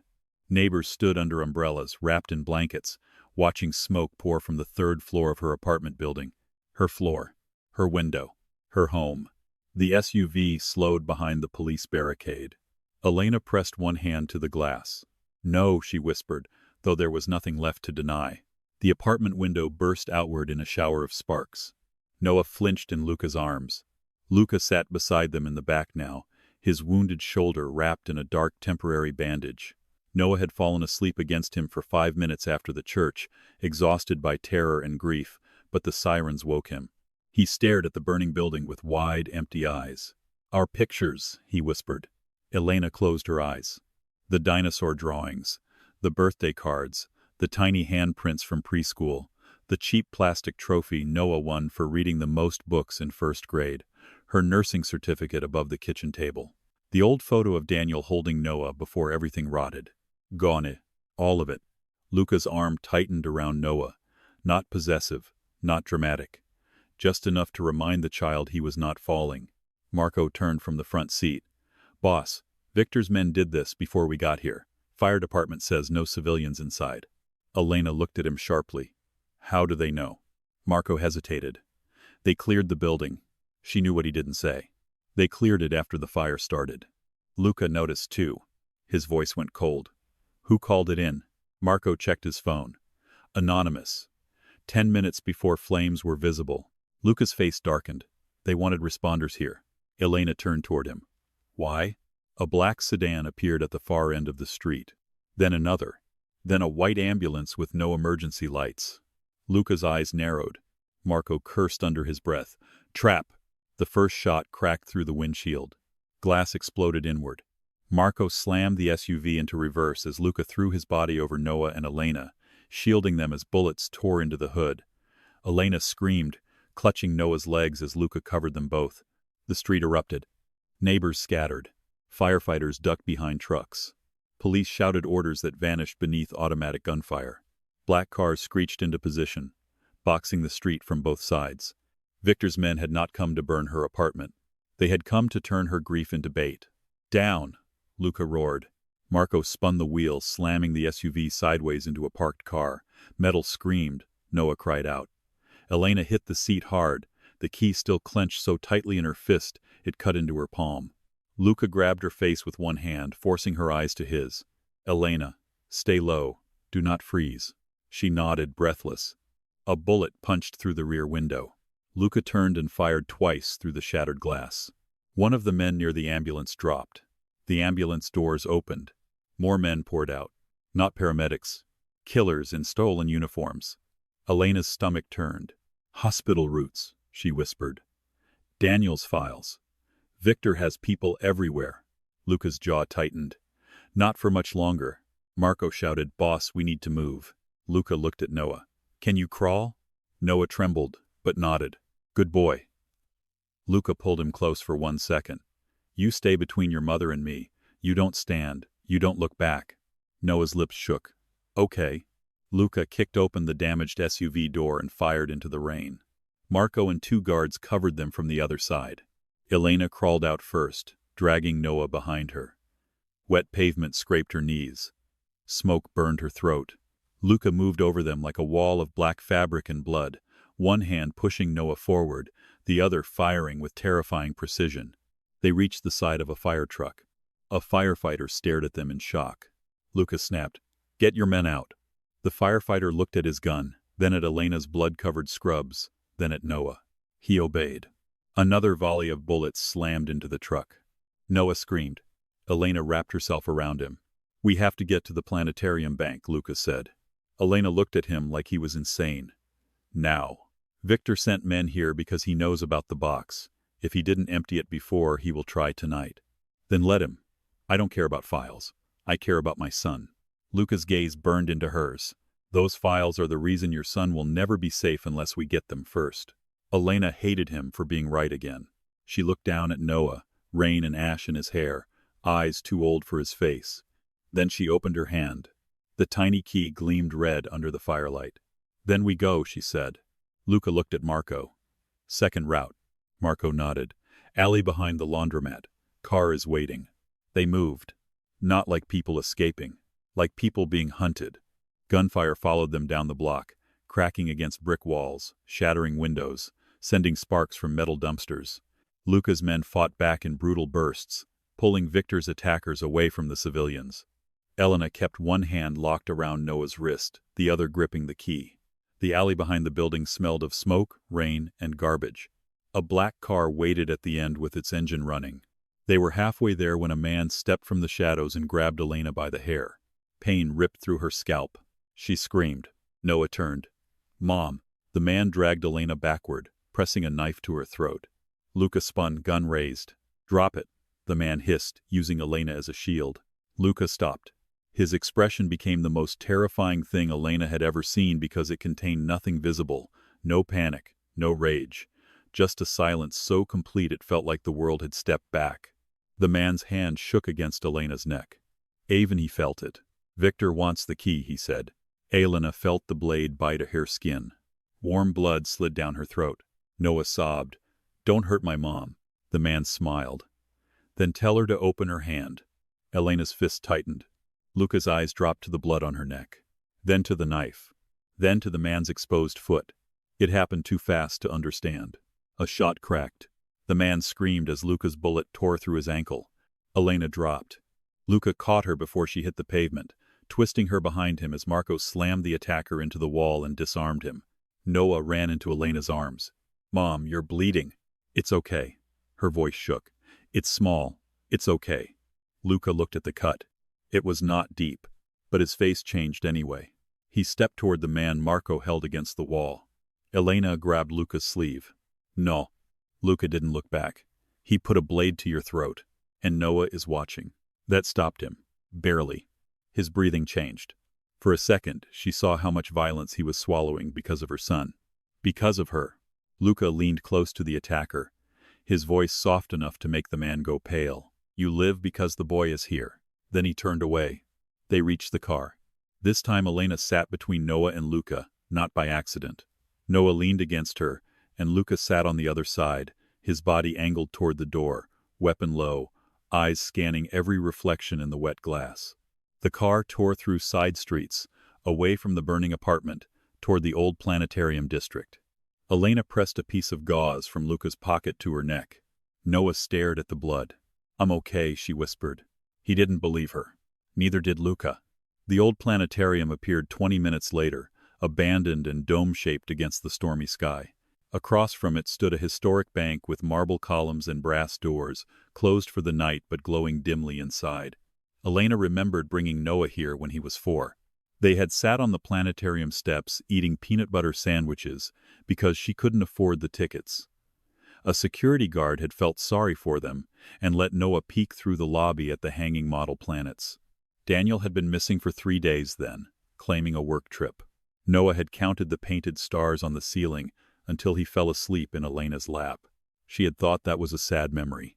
Now it was a map. The bank manager arrived shaking under Luca's escort, dragged from wherever he had been hiding. He wore a raincoat over pajamas, his face pale as he unlocked the private entrance.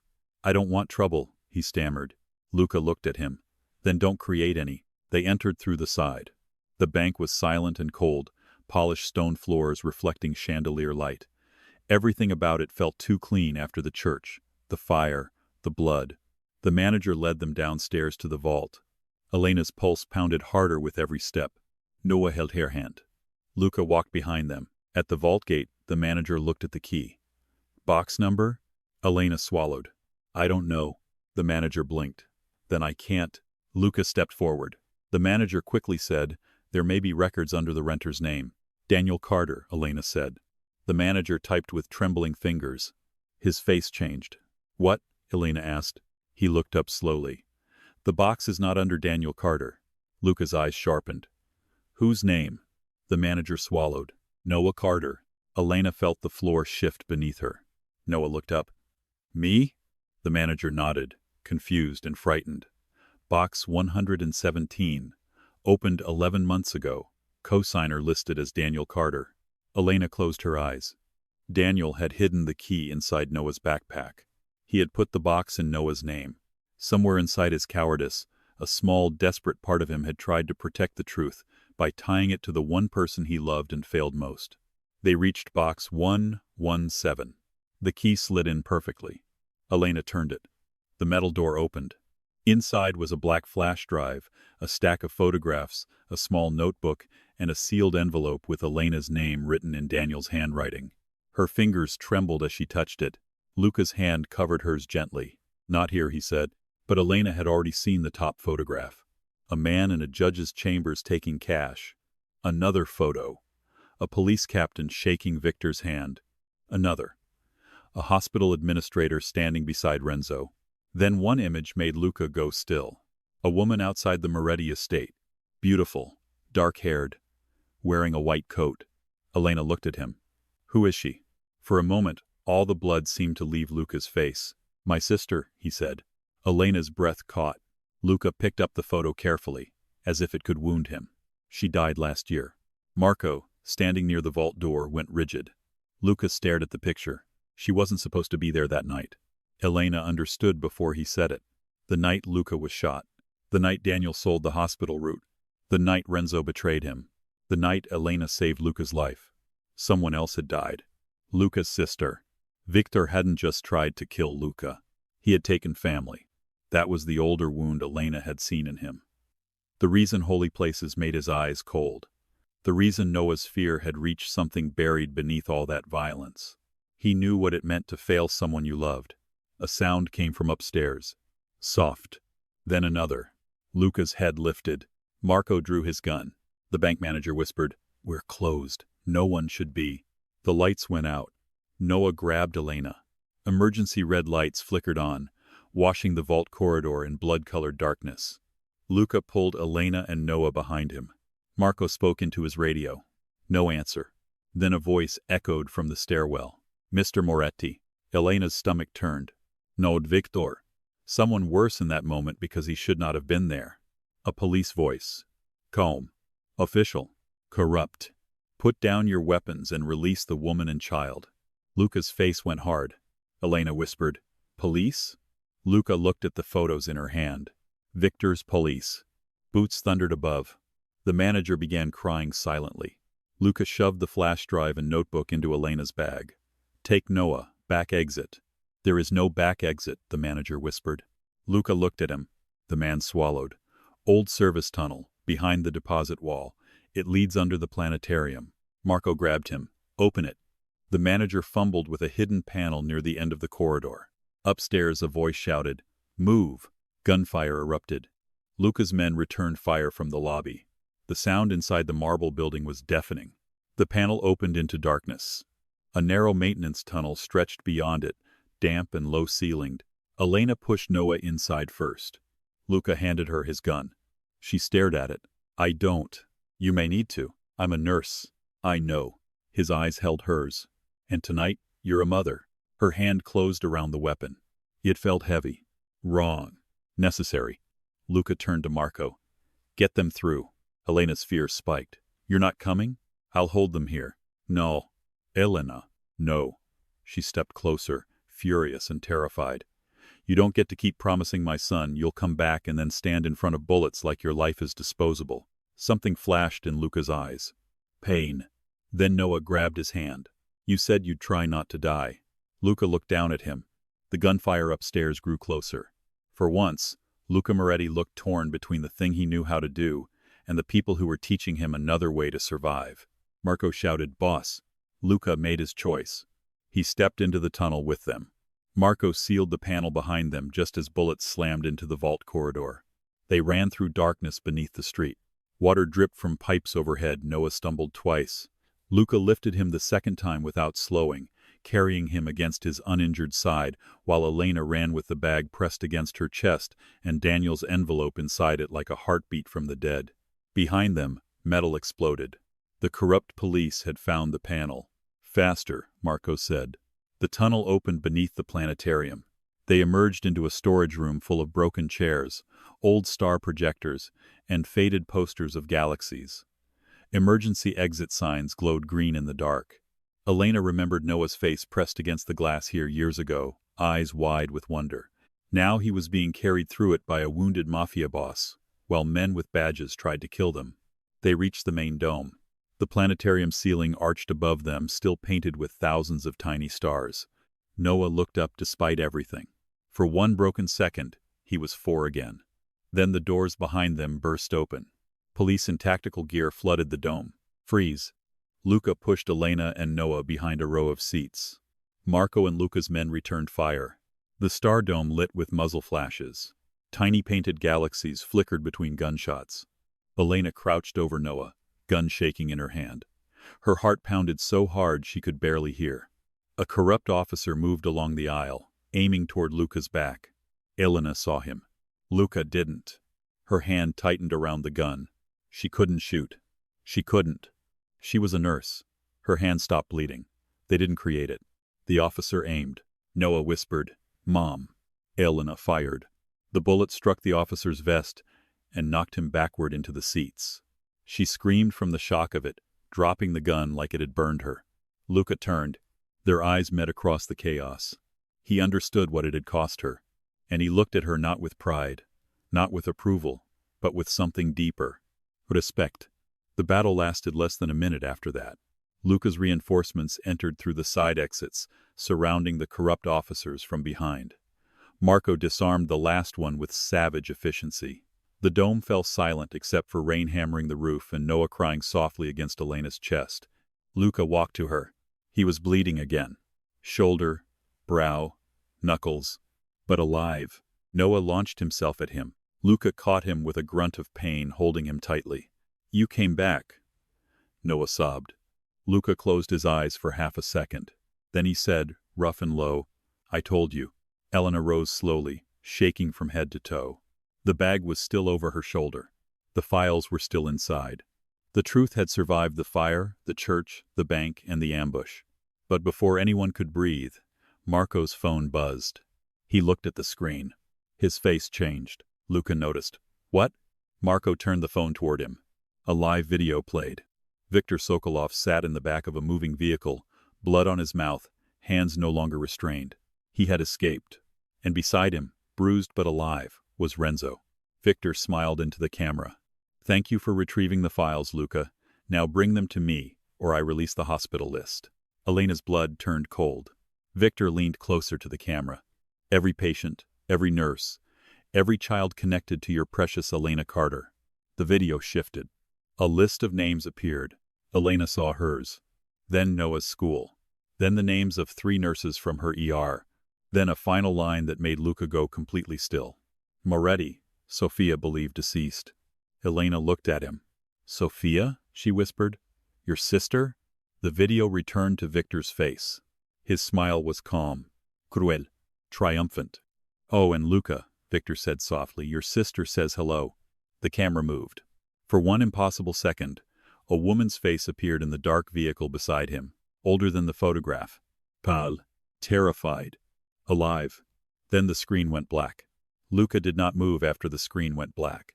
The planetarium dome stayed silent around him, thousands of painted stars above his head, blood dripping from his knuckles onto the dusty floor. Elena had seen him angry. She had seen him cold. She had seen him become violence itself. But she had never seen him like this. Empty. As if Viktor had reached through the phone, opened Luca's chest, and pulled out the one wound he had never allowed anyone to touch. Sofia Moretti. Alive. Noah was still clinging to Luca's coat. But even he seemed to sense the change. He slowly loosened his grip and looked up at him. "Luca," he whispered. That single voice brought Luca back. His eyes dropped to Noah. For a moment, grief almost broke through the hard lines of his face. Then he swallowed it, locked it away, turned it into something sharper. Marco's voice was rough. "Boss, that could be fake." Luca looked at him. Marco stopped. Everyone had seen the woman's face. The same eyes as Luca. The same dark hair. The same scar near her lip from the photograph Elena still held in her bag. Not fake. Impossible. But not fake. Elena stepped closer, Daniel's envelope and the flash drive heavy in the bag against her hip. "Luca," she said quietly. He did not look at her. "Bring the car around," he told Marco. Marco nodded. "Where?" Luca's voice was flat. "Wherever Victor wants." "No." The word left Elena before she could soften it. Every man in the dome looked at her. Luca turned slowly. The look on his face would have made anyone else step back. Elena didn't. She was still in blood-soaked scrubs, still shaking, still carrying the smell of smoke from her burned apartment and gunpowder from the church. Her throat was cut. Her knees were bruised. Her hands had pressed against Daniel's dying chest until his heartbeat disappeared beneath her palms. She was done being dragged from disaster to disaster by men who thought grief made women obedient. "No," she repeated. Luca's eyes darkened. "My sister is alive." "I saw." "Then you understand." "I understand exactly what Victor wants you to do." His jaw tightened. "This is not your fight." Elena laughed once, cold and broken. "My apartment is ash. My husband is dead. My son watched his father hold a gun to his head. Victor has my name, Noah's school, my hospital, my friends, and every patient connected to me." She stepped closer. "Do not stand there and tell me this is not my fight." Luca's expression shifted. Not soft. Struck. Noah moved beside him. "Mom's right." Luca looked down. Noah's face was pale and tear-streaked, but his voice was small and firm. "You said bad people like holy places because they're afraid." He swallowed. "Victor keeps making people scared. So maybe he's scared too." For a moment no one spoke. Elena saw Luca absorb the words. A child's logic. Simple. Brutal. True. Victor had burned homes, corrupted police, used hospitals, threatened children, faked deaths, and chained people through fear. Powerful men didn't need that many traps unless they were terrified of something. Elena reached into her bag and pulled out Daniel's sealed envelope. Her name was written across the front in the handwriting of a ghost. "Elena?" Lucas said, voice lower now. "Not here," but she was already tearing it open. Inside was a single folded page and a smaller photograph. Her fingers shook as she unfolded the letter. "Elena, if you are reading this, then I either failed to stay hidden or failed to stay alive. Maybe both. I know I don't deserve forgiveness. I know Noah may grow up hating me. Let him. It will hurt less than loving the version of me I destroyed.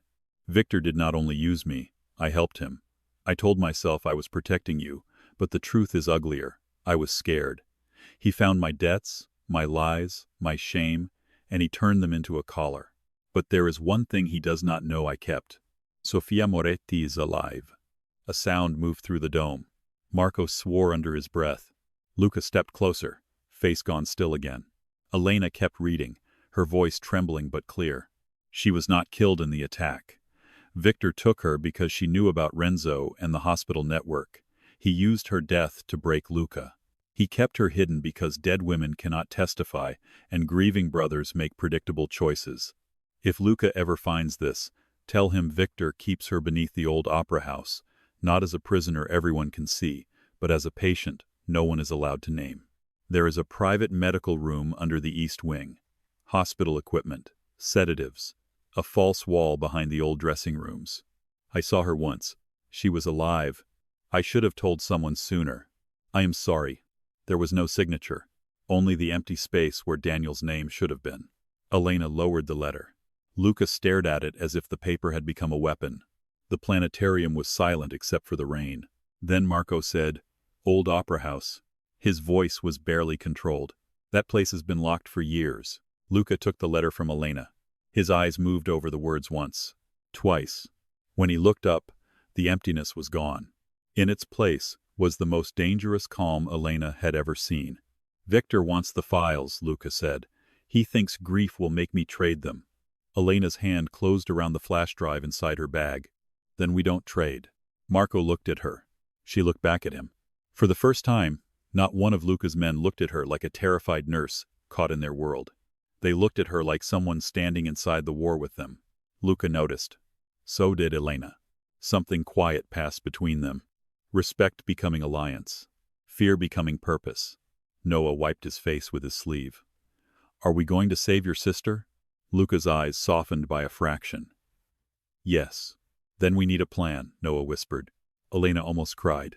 Luca crouched in front of him despite the blood soaking through his bandage. You already helped with the plan, he said. Noah blinked. I did? You reminded me Victor is afraid. Noah looked uncertain. Luca placed one careful hand on his shoulder. Brave doesn't mean you aren't scared. It means the fear doesn't get to drive. Elena felt those words land in her own chest. For the first time since the hospital doors opened that night, she understood something. She had been running because she loved Noah. But running had not saved them. Begging had not saved them. Hiding had not saved them. Daniel had spent a year letting fear drive, and it had driven him straight into Victor's hands. Elena looked at the bag. The files. The photographs. The names of judges, police, hospital administrators, killers. Then she looked at Luca. What do we need? She asked. His gaze held hers. You may not like the answer. I haven't liked any answer tonight. A faint shadow moved across his mouth. Not a smile. Almost. We need Victor to believe he still controls the exchange. Elena nodded slowly. So we offer him the files. Marco frowned. Boss. Not the originals, Elena said. Everyone looked at her. She pulled out the flash drive. My hospital uses encrypted backups. I don't understand all of it, but I know enough from training. Files can be copied, tagged, traced. If we can access one clean computer, we make a copy and give Victor something that looks real. Marco stared at her. Luca's eyes sharpened. Elena continued, faster now. The pieces arranging themselves in her mind. And if Victor releases the hospital list, we release everything. Judges, police, Renzo, hospital staff, the whole network. He loses his protection. Luca studied her. You understand that exposing this publicly will make you a target forever. Elena's voice didn't shake. I was already a target. Noah took her hand. She looked down. His small fingers were cold, but his grip was steady. I don't want to hide anymore, he said. Elena bent and kissed his forehead. Neither do I. Luca rose. The shift in him was immediate. The wounded brother vanished beneath the commander. Marco, contact Dr. Bellucci. Secure medical support off-grid. I want 2 teams at the Opera House, east and west exits covered. No police channels. Use family lines only. Marco nodded, already moving. Luca turned to another man. Get the files copied. Dead man switch. If I don't call in 30 minutes after entering, everything goes to every newsroom, federal office, and judge not on that list. The man took the flash drive from Elena with unexpected care. Luca looked back at her. You and Noah go to the safe house. Elena's eyes hardened. No. Luca exhaled slowly. Elena, I know what Sophia may need if she's been kept sedated. I know what medical equipment looks like. I know how to tell if a patient can be moved. I have doctors who know your world, not mine. His gaze dropped to Noah. Elena understood. Her voice softened, but only slightly. Noah goes to the safe house. With Marco, Noah immediately shook his head. No. Elena crouched in front of him. This was the hardest thing she had done all night. Harder than facing Daniel. Harder than holding a gun. Because Noah's fear had become her compass for so long, and now she had to teach him courage without abandoning him. Listen to me, she said. I need you safe so I can do what I have to do. No. Tears filled his eyes again. Dad said he'd come back. Then he didn't. Elena's heart broke fresh. Luca stepped closer, but she lifted a hand. This was hers. She cupped Noah's face. I am not Daniel. Noah's chin trembled. I am your mother. I have come back to you every single day of your life. From every shift, every long night, every hard morning. Every time I said I would be there, I was there. Her voice shook. And I will come back this time too. Noah cried silently. What if you can't? Elena pulled him close. Then you remember I fought to make sure you never had to live afraid of men like Victor. His little arms tightened around her neck. Luca looked away, jaw rigid. Marco approached quietly. I'll take him myself. Noah looked at Luca. Are you going to protect my mom? Luca's answer came without hesitation. With my life. Noah stared at him for a long moment. Then he held out one small hand. Luca looked at it. Noah's voice broke. Promise like you mean it. Luca slowly took his hand. I promise. Noah nodded once, trying to be brave and failing in the way children do, beautifully, painfully, with tears still falling. Then Marco wrapped him in a spare coat and led him toward the side exit. Noah looked back 3 times. Elena smiled every time, even when it hurt so badly she thought her face might crack. Only when he disappeared did she let the smile fall. Luca stood beside her. "You didn't have to come," he said. "Yes," she whispered. "I did." The operation began 20 minutes later.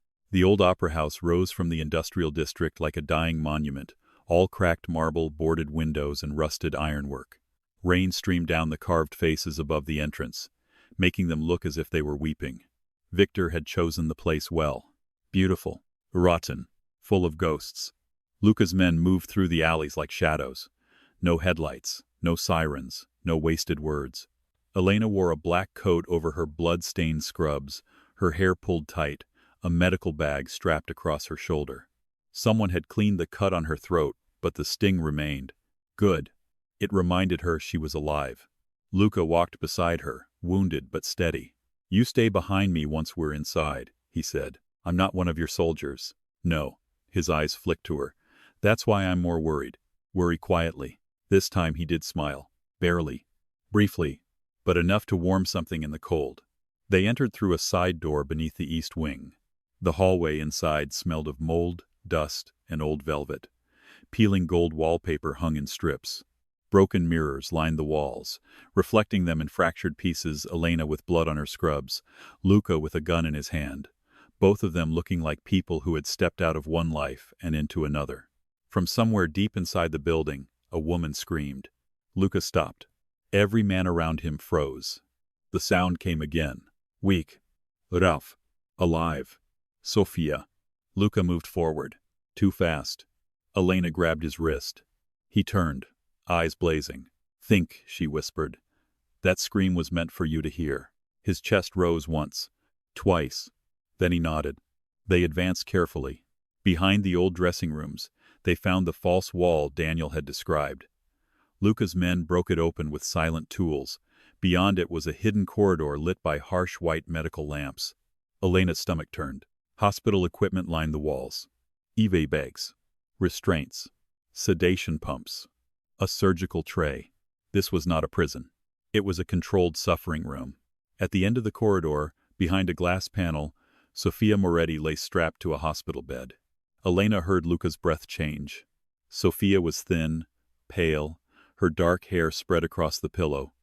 Bruises marked her arms where IVs had been placed again and again. But her eyes were open, and when she saw Luca through the glass, tears slid silently down her temples. Luca whispered one word. "Sofia." Elena moved first, because if Luca touched the door before checking it, grief might kill them all. She examined the frame. Wires. A pressure sensor. A small explosive charge hidden beneath the handle. "Trap," she said. Luca's entire body went rigid. Elena turned to one of his men. "Can you disarm it?" The man studied it, then nodded. 2 minutes. They did not have 2 minutes. A speaker crackled overhead. Victor's voice filled the corridor. "Beautiful, isn't it? Hope. I have always found it more useful than fear." Luca lifted his gun toward the speaker. Elena caught his arm. "Don't waste bullets on a voice." Victor chuckled. The nurses learned quickly. Luca looked toward the security camera in the corner. "Show yourself. In time. First, I want to see if Elena Carter is truly as brave as Daniel believed at the end." Elena's blood chilled. A monitor beside Sofia's bed beeped faster. Elena looked through the glass. Sofia's IV pump changed. The fluid began moving. Too fast. Elena's eyes widened. "He's overdosing her." Luca slammed a fist against the glass. "Open it." The man worked faster on the charge. Sofia's body began to tremble. Elena's medical training took over, burning through the panic. "What sedative?" she shouted through the glass. "Sofia, can you hear me? Blink if it's benzodiazepine." Sofia blinked once. "Elena," Luca said, voice breaking beneath the steel. "I need flumazenil," she snapped. Her medical bag hit the floor. She tore it open, searching through vials with shaking hands. The door clicked. "Clear," the man said. Luca ripped it open. Elena rushed in and shut off the IV pump. Sofia's pulse was rapid, breathing shallow. Elena drew the reversal medication with hands that had finally stopped trembling. "Sofia, stay with me," she said. "Your brother is here. Stay with him." Luca stood on the other side of the bed, one hand gripping the rail, Face carved with agony he refused to let loose. Sophia's eyes found him. Her lips moved. No sound came. Luca leaned closer. "I'm here," he said, voice rough. "I'm here." Elena injected the medication. Seconds passed like hours. Sophia gasped. Her chest rose deeper. Again. Again. Luca closed his eyes. Just once. A prayer without words. Then gunfire erupted outside the hidden corridor. Marco's voice crackled through the earpiece. "Boss, Victor is running west." Luca looked torn again. Elena grabbed the bedrail. "Go." He looked at Sophia. Then Elena. "She can't be moved yet," Elena said. "I can stabilize her, but Victor cannot leave." Luca's jaw clenched. "Elena, I saved you once," she said. "Let me save her." Sophia's weak fingers moved. They touched Luca's wrist. Barely. But enough. "Go," she whispered. Luca bent and pressed his forehead to her hand. Then he stood. The brother disappeared. The king returned. He looked at Elena. "Marco is bringing Noah to the outer perimeter. Safe vehicle only. No building entry." Elena nodded. Then Luca turned and walked into gunfire. Elena stayed with Sophia. She worked fast, freeing restraints, checking pupils, pulse, breathing, IV sites. Sophia was malnourished, dehydrated, drugged, but alive. Alive in a way that felt impossible. A woman stolen from death. A woman Victor had used as a ghost to control a brother. Sophia's voice rasped. "You're Elena." Elena froze. "You know me?" Sophia's eyes filled. "He talked about you." Elena glanced toward the door, where gunfire echoed. "Luca?" Sophia gave the faintest nod. "After the hospital," he said. The nurse had steady hands. Elena looked down at her blood-covered fingers. Steady hands. She almost laughed. Almost cried. Instead, she squeezed Sophia's hand. "Then trust them." The building shook. A blast rocked dust from the ceiling. Sophia coughed. Elena shielded her body instinctively. A man burst into the medical room. Not Luca's. Victor's. He raised his gun. Elena grabbed a metal tray and hurled it at his face. He fired into the ceiling as the tray struck him. Elena lunged for the sedation stand and drove it into his knee. He collapsed with a curse. She didn't think. She didn't hesitate. She grabbed the fallen gun and aimed it at him with both hands. "Move," she said, voice shaking with fury, "and I will forget I'm a nurse." The man froze. Sophia stared at her. Then, weakly, she smiled. Luca returned 7 minutes later with blood on his face and Victor in chains. Not dead. Worse. Alive and defeated. 2 of Luca's men dragged Victor into the hidden medical room and forced him to his knees in front of Sophia's bed. For the first time since Elena had seen him, Victor did not look amused. His suit was torn. His mouth was bleeding. His elegant silver hair was wet with rain and sweat. Luca stood behind him, gun lowered at his side. "Elena," he said. She looked at him. He nodded once. The files had been released. Somewhere beyond the opera house, Victor's empire was beginning to collapse through police channels he didn't control, newsrooms he couldn't silence, federal offices he hadn't paid enough to own. Phones began ringing all over the room. Luca's men. Victor's phone.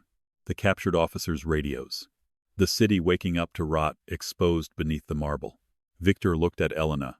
"You think this makes you powerful?" Elena stepped closer.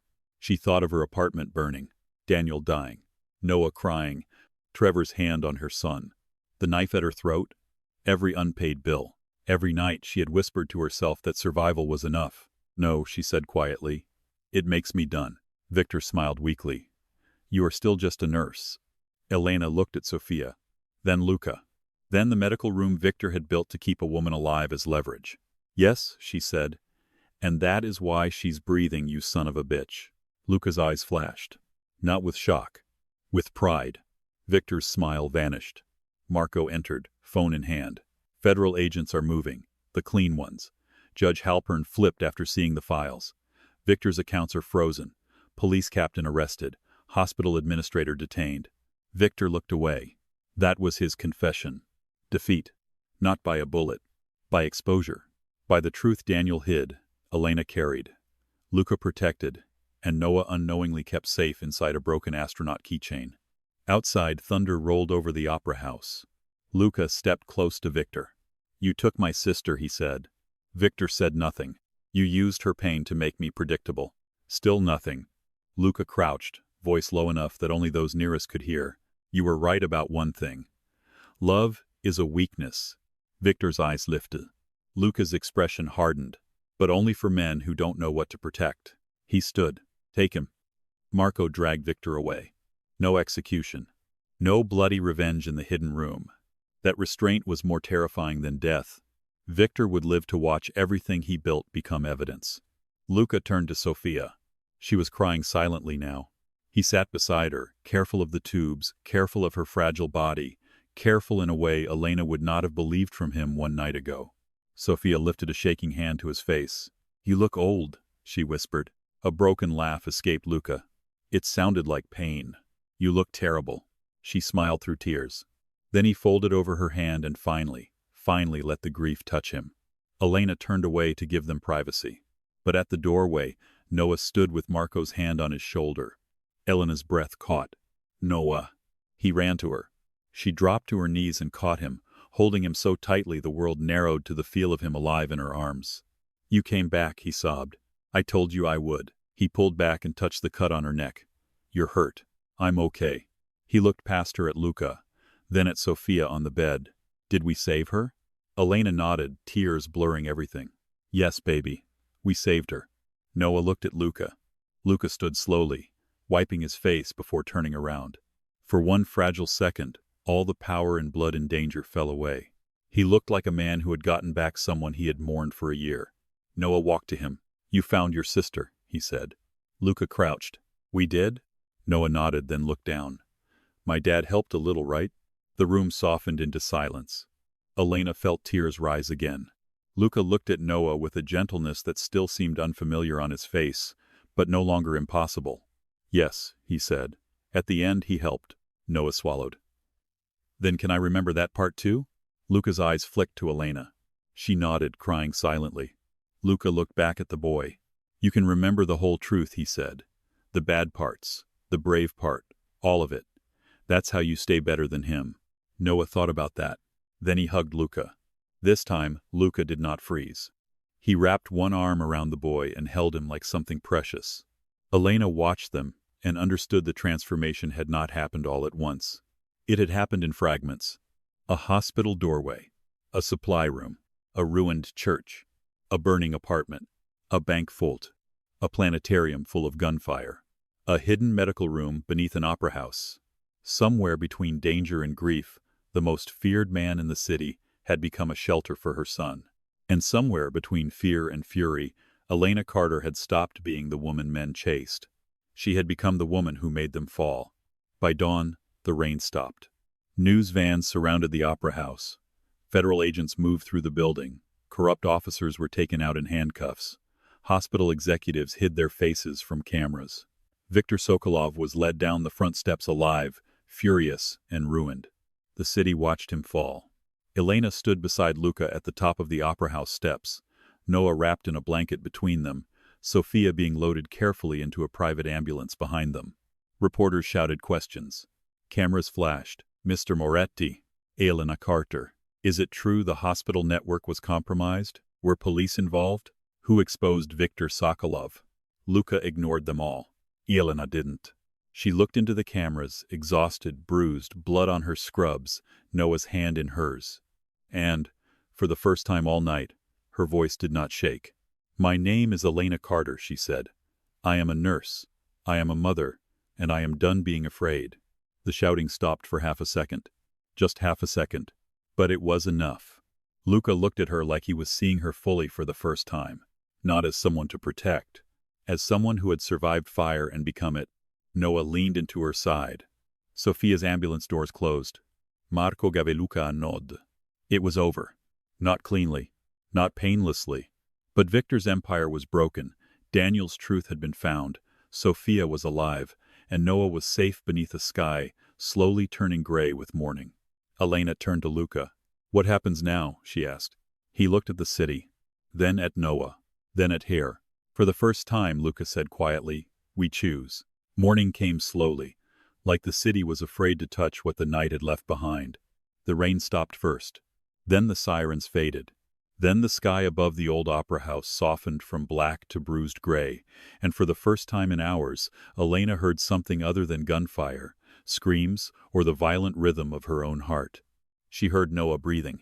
He was asleep in the back seat beside her, wrapped in Luca's coat, his face turned toward the window. Dried tears marked his cheeks. His small hand still clutched the broken astronaut keychain, like it was the only piece of his old life that had survived the fire. Elena watched him and felt grief move through her quietly. Not like a storm anymore. Like smoke. Daniel was gone. The apartment was gone. The woman she had been yesterday morning was gone too. A nurse rushing through another endless shift. A mother counting money in grocery aisles. A woman checking locks 5 times a night, believing fear was something she could manage if she stayed small enough. That woman had burned with the apartment. What remained did not feel fearless. It felt awake. Luca sat beside her, silent. His shoulder had been properly bandaged by Sophia's private doctor, but blood still stained the collar of his shirt. There were bruises on his jaw, cuts across his knuckles, and exhaustion beneath his eyes so deep it looked older than the night itself. But when Noah shifted in his sleep, Luca looked at him instantly. Elena noticed.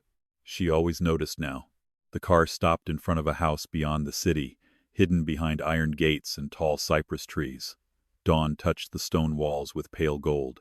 It should have looked cold, intimidating, untouchable.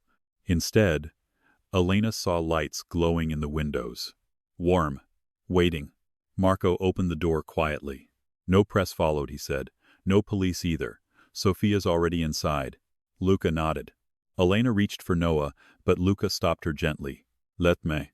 She almost refused out of habit.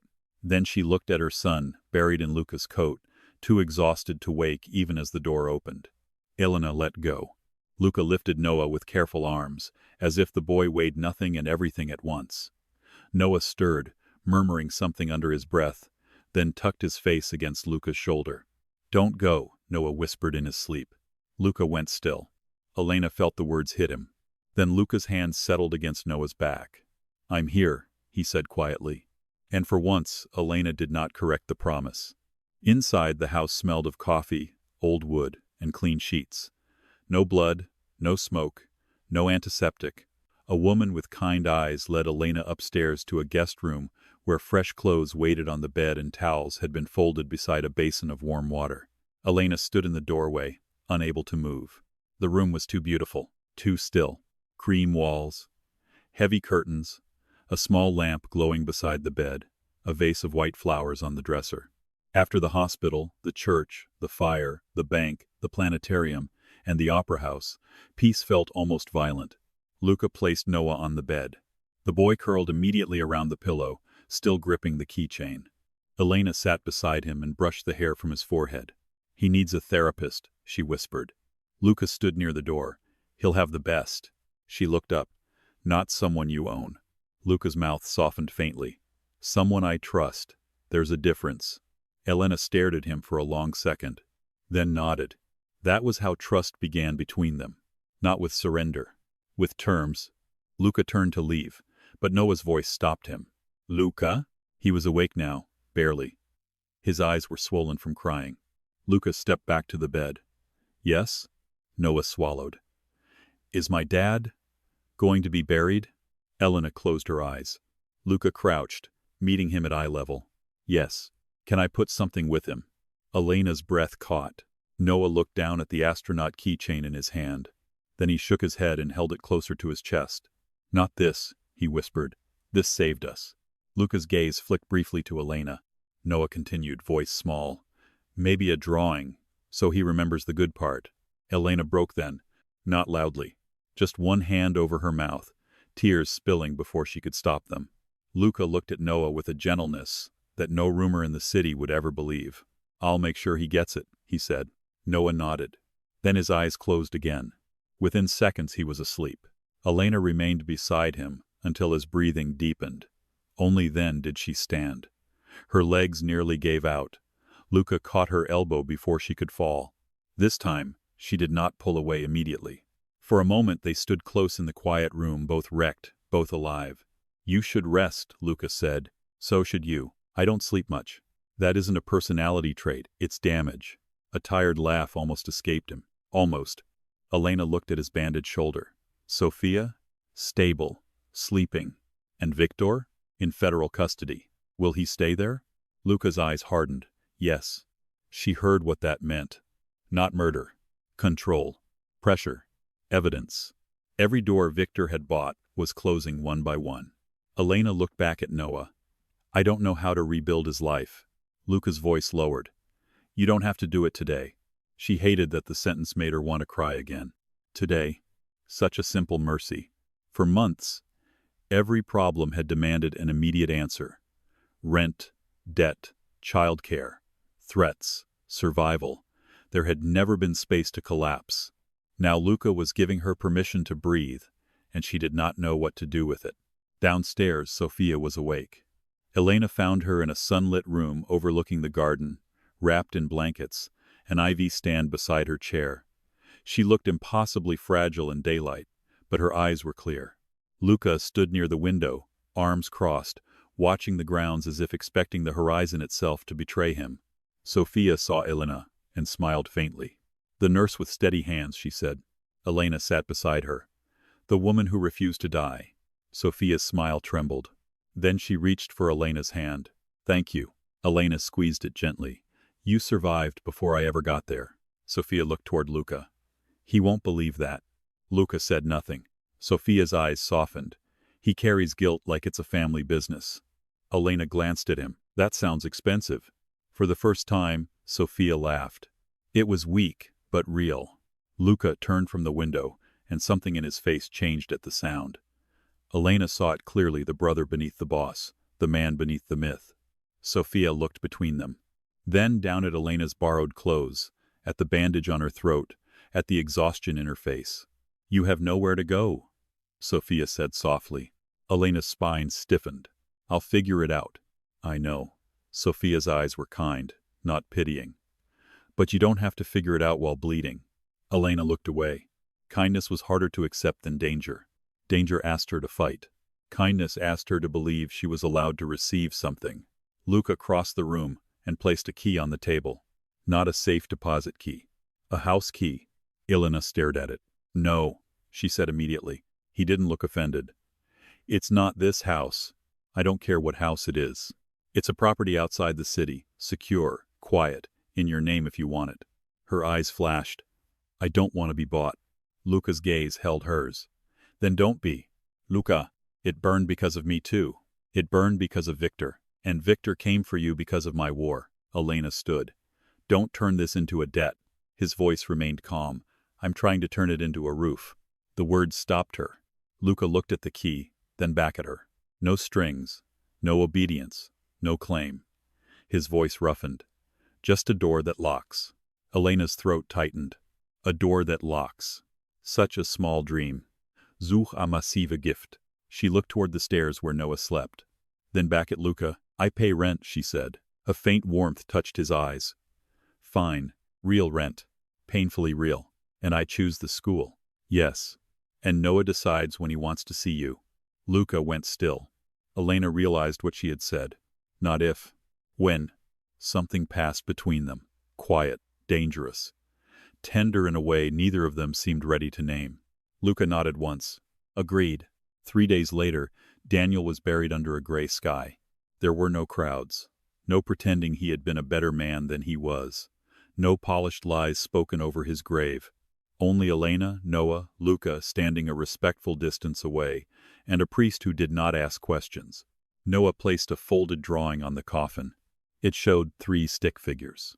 A mother. Ah boy. A man whose face was half smiling, half sad. Above them, Noah had drawn stars. Elena held his hand as he whispered, I remember the brave part too. She cried then. So did Noah. Luca did not move closer until Noah turned and reached for him. Then he came. Noah leaned against him, and Luca placed one hand carefully on the boy's shoulder, not replacing, not claiming, just standing there, like a promise with a heartbeat. Weeks passed.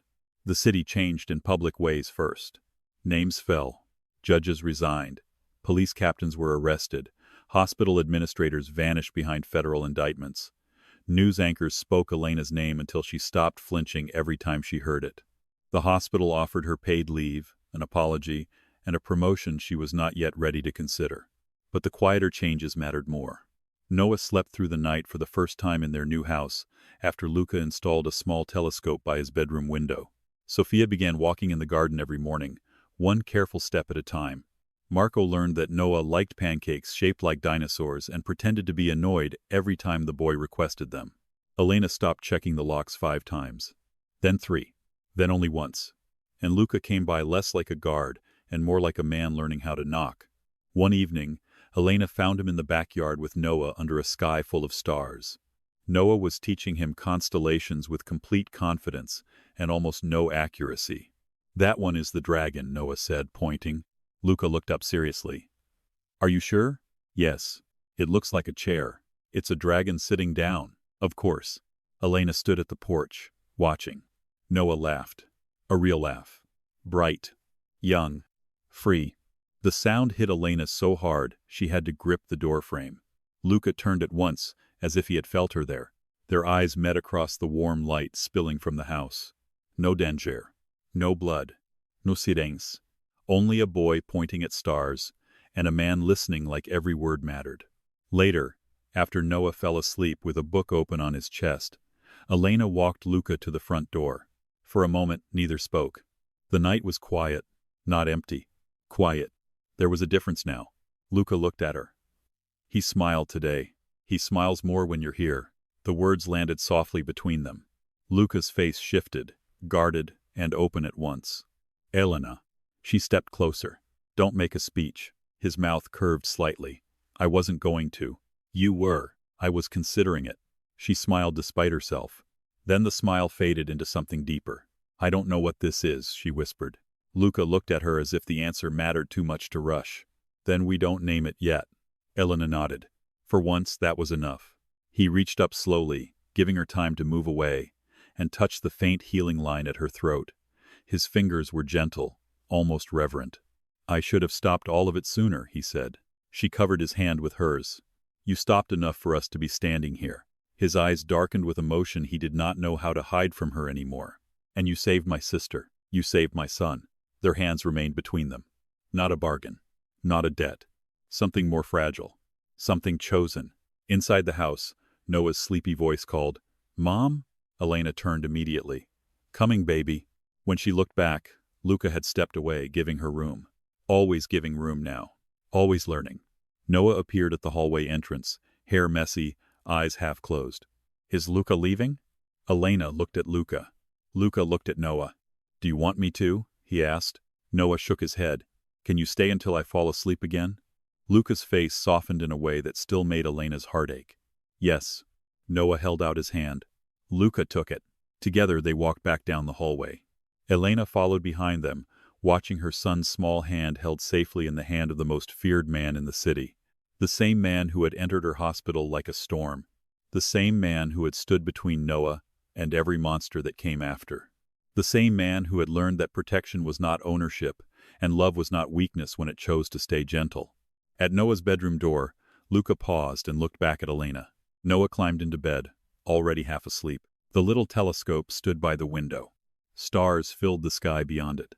Elena leaned against the doorway, as Luca sat beside Noah's bed, his large frame awkward in the small room, his voice low as Noah asked him to tell the story again. "Not the scary parts," Noah murmured. Luca glanced at Elena. She nodded. So Luca told it differently. He told Noah about a brave nurse who never stopped fighting. About a boy who kept a secret key safe without even knowing it. About a sister found beneath a theater. About a city that learned the truth. And about a father who, at the very end, remembered how to be brave. Noah's eyes closed before the story finished. Luca's voice faded into silence. Elena stood in the doorway, tears in her eyes, but this time they did not taste like grief alone.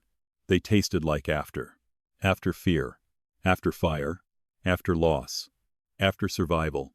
Luca rose quietly and came to stand beside her. Together, they looked at Noah sleeping beneath the soft glow of stars from the little nightlight projector on his ceiling. Elena whispered, "He's going to be okay."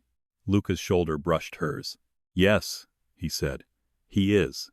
Outside, the city still carried scars. So did they. But inside that small room, With Noah safe beneath painted stars and morning waiting somewhere beyond the dark, Elena finally understood that healing did not mean nothing had broken. It meant something gentle had grown in the ruins. She looked at Luca. He looked back. No promises spoken too loudly. No forever forced too soon. Just his hand finding hers in the quiet. And this time, Elena held on.